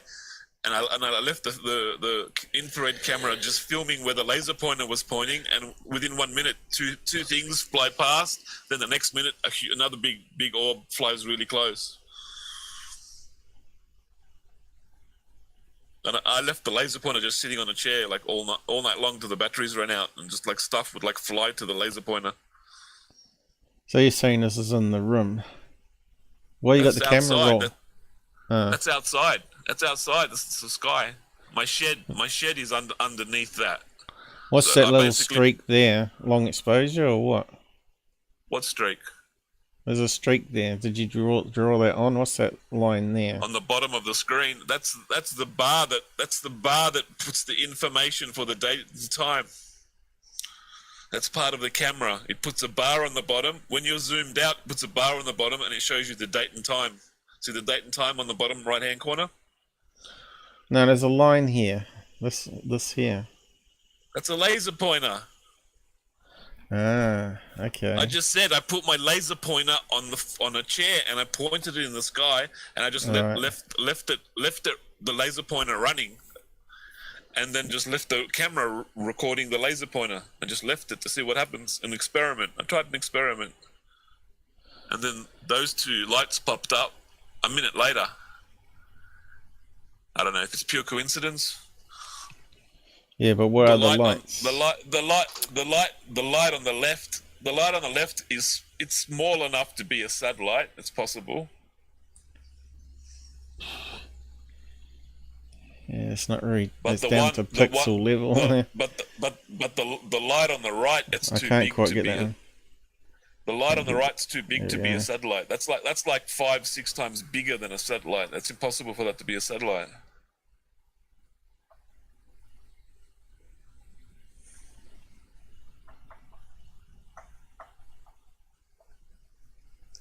I don't know. Do you want to see the video? Some of them do have big reflective surfaces on them. You know, the solar panels. Well, in the 300 or 400 satellites that I filmed with my infrared camera that I look up on the satellite app, I have never seen one that size. Yeah, but if this is moving around like that, then that's abnormal, right? Have you got that on video? Tell the aliens to go left and right and change direction for me. They're not doing it. So these are all moving in straight lines going that way, right? Most of them. Some of them I got directional changes, but they're very rare. They're very rare. Right. I can tell you now, you will not find a satellite that big. You will never find a satellite that big. ISS maybe, because the ISS is really big and it's only like 300-400 kilometers away. You might get the ISS looking like that, but well, it's 6 o'clock in the morning, wasn't it? 6 o'clock in the morning. It was, yeah, but it's winter time now. The sun comes up late now, and it's low on the horizon. No, it could be. My camera's pointing northwest. The sun's in the east, and the sun it's coming to winter. You know what it is? It's one of those Chinese spy balloons. Oh shit, we're in trouble. It could be, you know. We can't rule it out. We can't rule it out. It could be if it started zigzagging in the wind. Oh, they're fairly big, and it's got a heavy load on it. 3 bus size solar panels, which would reflect. That would make sense. It's got to be one of these Chinese weather balloons, right? So if it's low on the horizon, it doesn't make sense because I would see the solar panels on my camera. No, you would see the light reflecting. You would see the light reflecting off the solar panels. I can see the solar panels. Well, that's what you're filming. Yeah, that's what you're filming, though. I can see the solar panels of the ISS, and that's hundreds of kilometers away. Have you got a picture of that? Have you got a picture? Yes, I do. I showed it on your show. I showed it on your show. You've forgotten. I said, look, you can see that when we put the curves on and the flip to hue, you could actually see the panels, the square panels coming out of the ISS. I don't remember that. Well, anyway. But if I film my helicopter, you can see the rotor blades of the helicopter. When I film a helicopter, you can see the rotor blades. So this orb, these are various frames. So where's it moving to? We got no point of reference. I have to play the video. I can't remember. I got the video. You have to watch the video. There's no point of reference, like a star or a moon where it's moving across, right? There's stars there. There's stars there, but this is just a still photo. Yeah, I want to see how it's moving, right? Do you want me to play the video? You can play the video, yep. I'll just move that out of the way. I think we're finished there now. I got to wrap up in 5 minutes, though.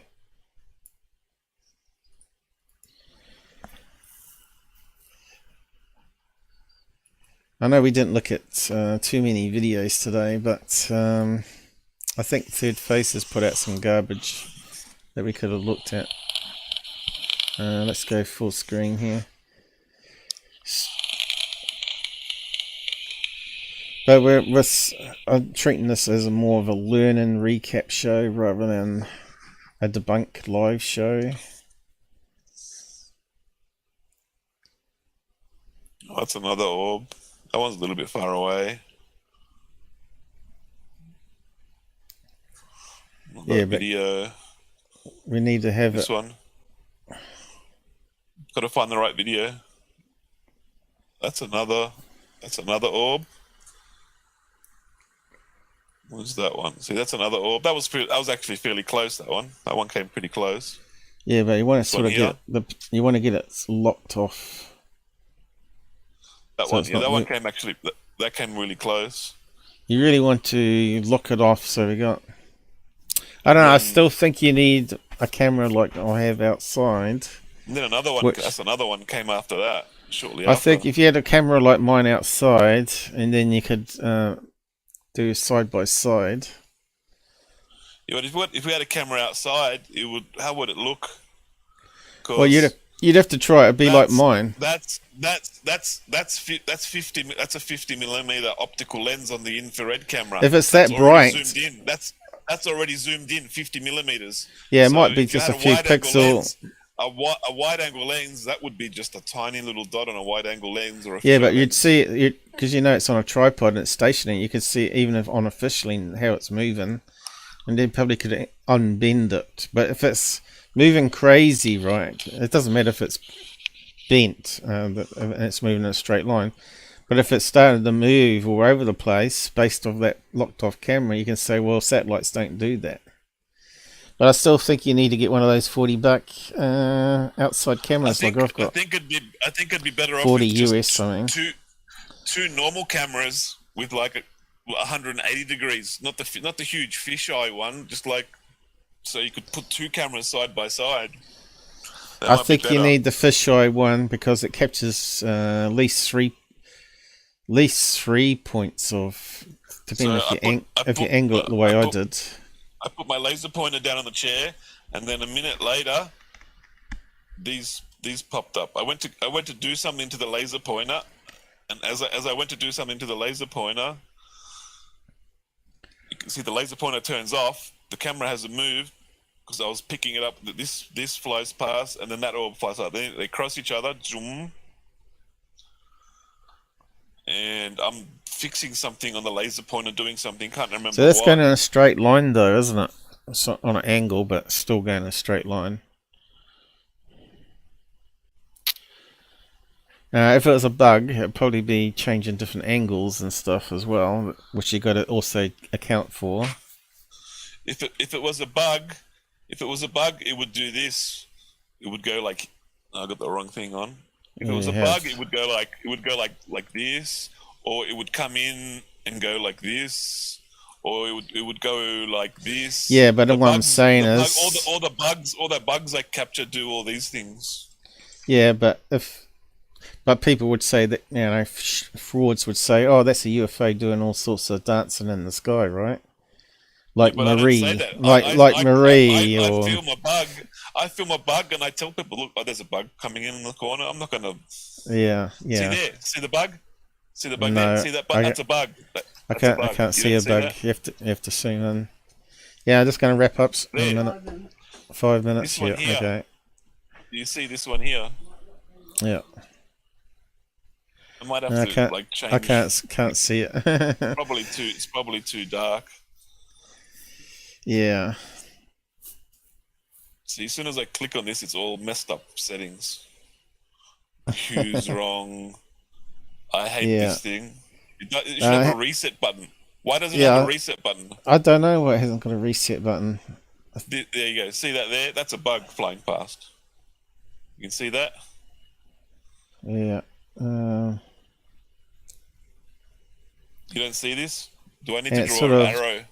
It looks almost transparent there, though. Yeah, because this is the bug out of that's focus. Close to the. It's a bug that's close to the lens because my lens is focused in onto stuff that's like kilometers away. But that's the bug. It's out of focus because I'm focused in on stuff over here that's like 5, 10, 20, 50 kilometers away. Yeah. Which is what you get on ghost cameras too, with stuff moving really close to the camera. A bug, little tiny fly. So those two fly past. But you can see then a difference between out of focus. A minute later, this one pops up, which is even closer. This one's even bigger. This is another minute later. This third one here pops up. But we can't see what is it moving downwards or moving upwards, that one? So it looks like it's moving around. It's not actually. It's you moving, right? So that's how you fall. I think that's me moving the camera. Yeah, but you can see what Dr. Greer does on his Altons, right? You could fool a lot of people with that, saying it's a UFO. You could. They wouldn't know the difference. Because on the dark sky on the back, you can't tell I'm following it with the camera. But that laser pointer will attract the bugs, right? So it will, because they can see infrared, and some of them, and bats can as well, apparently. That's what he films. He films bats flying in the sky, and they could show up on thermal, and he aims a laser thermal. Here laser pointer at it, and it changes direction. Here is where I don't follow it. I just lock the camera in, and I let it fly past, so we can see the direction of it. See how I'm not moving the camera? Yeah. But if you had two cameras, it would help, I think. Two cameras would be better, because then you could, if the other camera picks it up, if it's got good night vision, you would see it doing any sort of directional change. Well, you're going to have to experiment, like I had to buy cameras and experiment with them. Did you see that I'm bug? pretty amazed. It depends if you got a full moon. See this bug? See this bug here? Yeah. This bug comes in and goes like this. That's how you can tell it's a bug, because that's how they fly.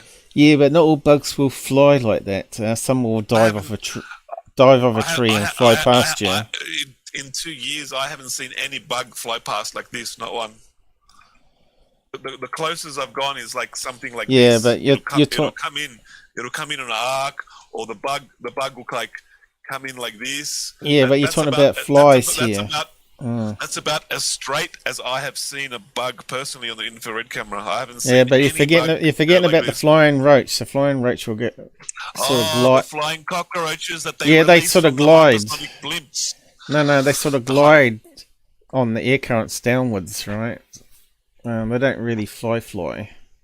But anyway, I got to get going, mate. No worries. I have to get another camera. I'm looking for cameras, but they all say PoE, and some say 12 volt, some say 48 volt, and you need something different for your Ethernet cable to run that volt, or you fry your router. 12 volt is the best I found. 12 volt, and would 12 volt run off my router? No, what you do is you plug it. You get a wall adapter with 5 amps, or run it off a battery even if you want to. Now you get 50 amps out of that. That'll run it all night long. And you just get a 12 volts of that then. And then you just run the video signal down the Ethernet to your computer. Yeah, on a separate cable. Yeah. But PoE can be 5 volts to 48 volts, depending how you want to set it up. Yeah. Yeah, I haven't really played around with PoE. I was a wee bit worried that it might blow up the normal routers if you connect it wrong, but they reckon it won't do that. Maybe because it's DC. There's another one that came up really close. Okay, I'm being yelled at here, so I'm probably going to have to get going. Tell your mum you're doing important UFO research, mum. Relax, take it easy. That one hasn't got a smooth outer on it though, has it? Because I haven't. Because it was focused on another. I think it's out of focus. I don't know if that's in focus. Anyway. I'm trying to figure it out. I'm trying to figure out if it's in focus or not, and I usually tell by looking at the stars. The stars are in focus. I think that's in focus. Let's go. You Let's can see it's not got the smooth edge like the other one you took. That one's different. It's different. It's actually different. If you look at the stars, that one I would say is a source of light. The other one looked like it was an object. If the stars were out of focus, we would see a ring around the stars. So I'm actually in focus with the stars, which tells Well, it's a bit hard to tell. I can tell. I was just going to zoom in. Yeah, like the stars in focus. Yeah. We can zoom in if you want. Want to zoom in? No, I got to get going. I really have to get going. Look, there's the star there. Zoom in. The star's in focus. There's no big ring around it. So yeah, it's not a perfect. It's not a really perfect round shape either. It's not. Doesn't have to. It's because the perfect round shape. Look at it. Look at it. Not perfect round shape. It's because it's a 1080p camera and the star's very far away. That's why.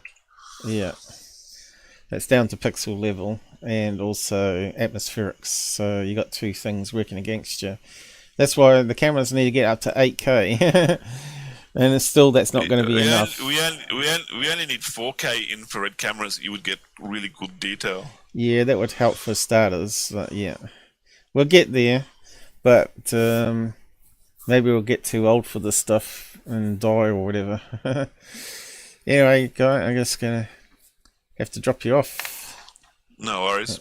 Goodbye. See you later, everybody. I got a dash. Anyway, cool video, Gabber. Thanks, Tommy T. We'll probably have more to do next live. I'm not sure when it's going to be though. But anyway, looks like there was some issues today, which we got around. There we go. So yeah. Hopefully you enjoyed that, Tommy and others, 18 wheels. Just say good night. It's a wee bit different today. I said it was going to be though. It's not, don't want to be like other channels, keep talking and debunking the same people over and over again. We just want to talk about science and applying it to UFO field. Really, that's basically it. Paula, what are you talking about? Pools. I thought you were doing a Gabber then. I read it as an A. Yeah. Mum's, yeah, she's yelling at me. I better get going. She's cooked a nice roast lamb dinner, so I better go and eat it while it's warm. Not that I'm hungry at all. But yeah, like going to share a family meal. Catch you later, guys. And maybe I'll do another one tomorrow, who knows. See how I feel. And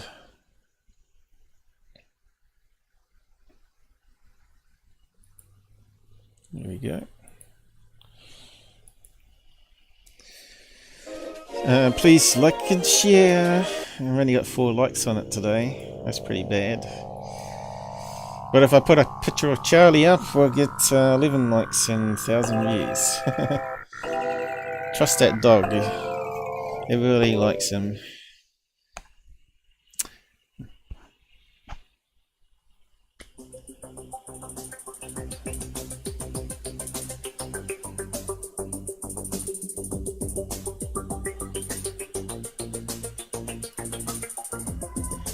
Yeah, just wind it down.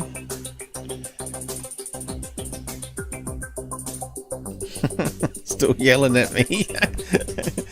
Anyway, I'm going to end it there, guys. Catch you later.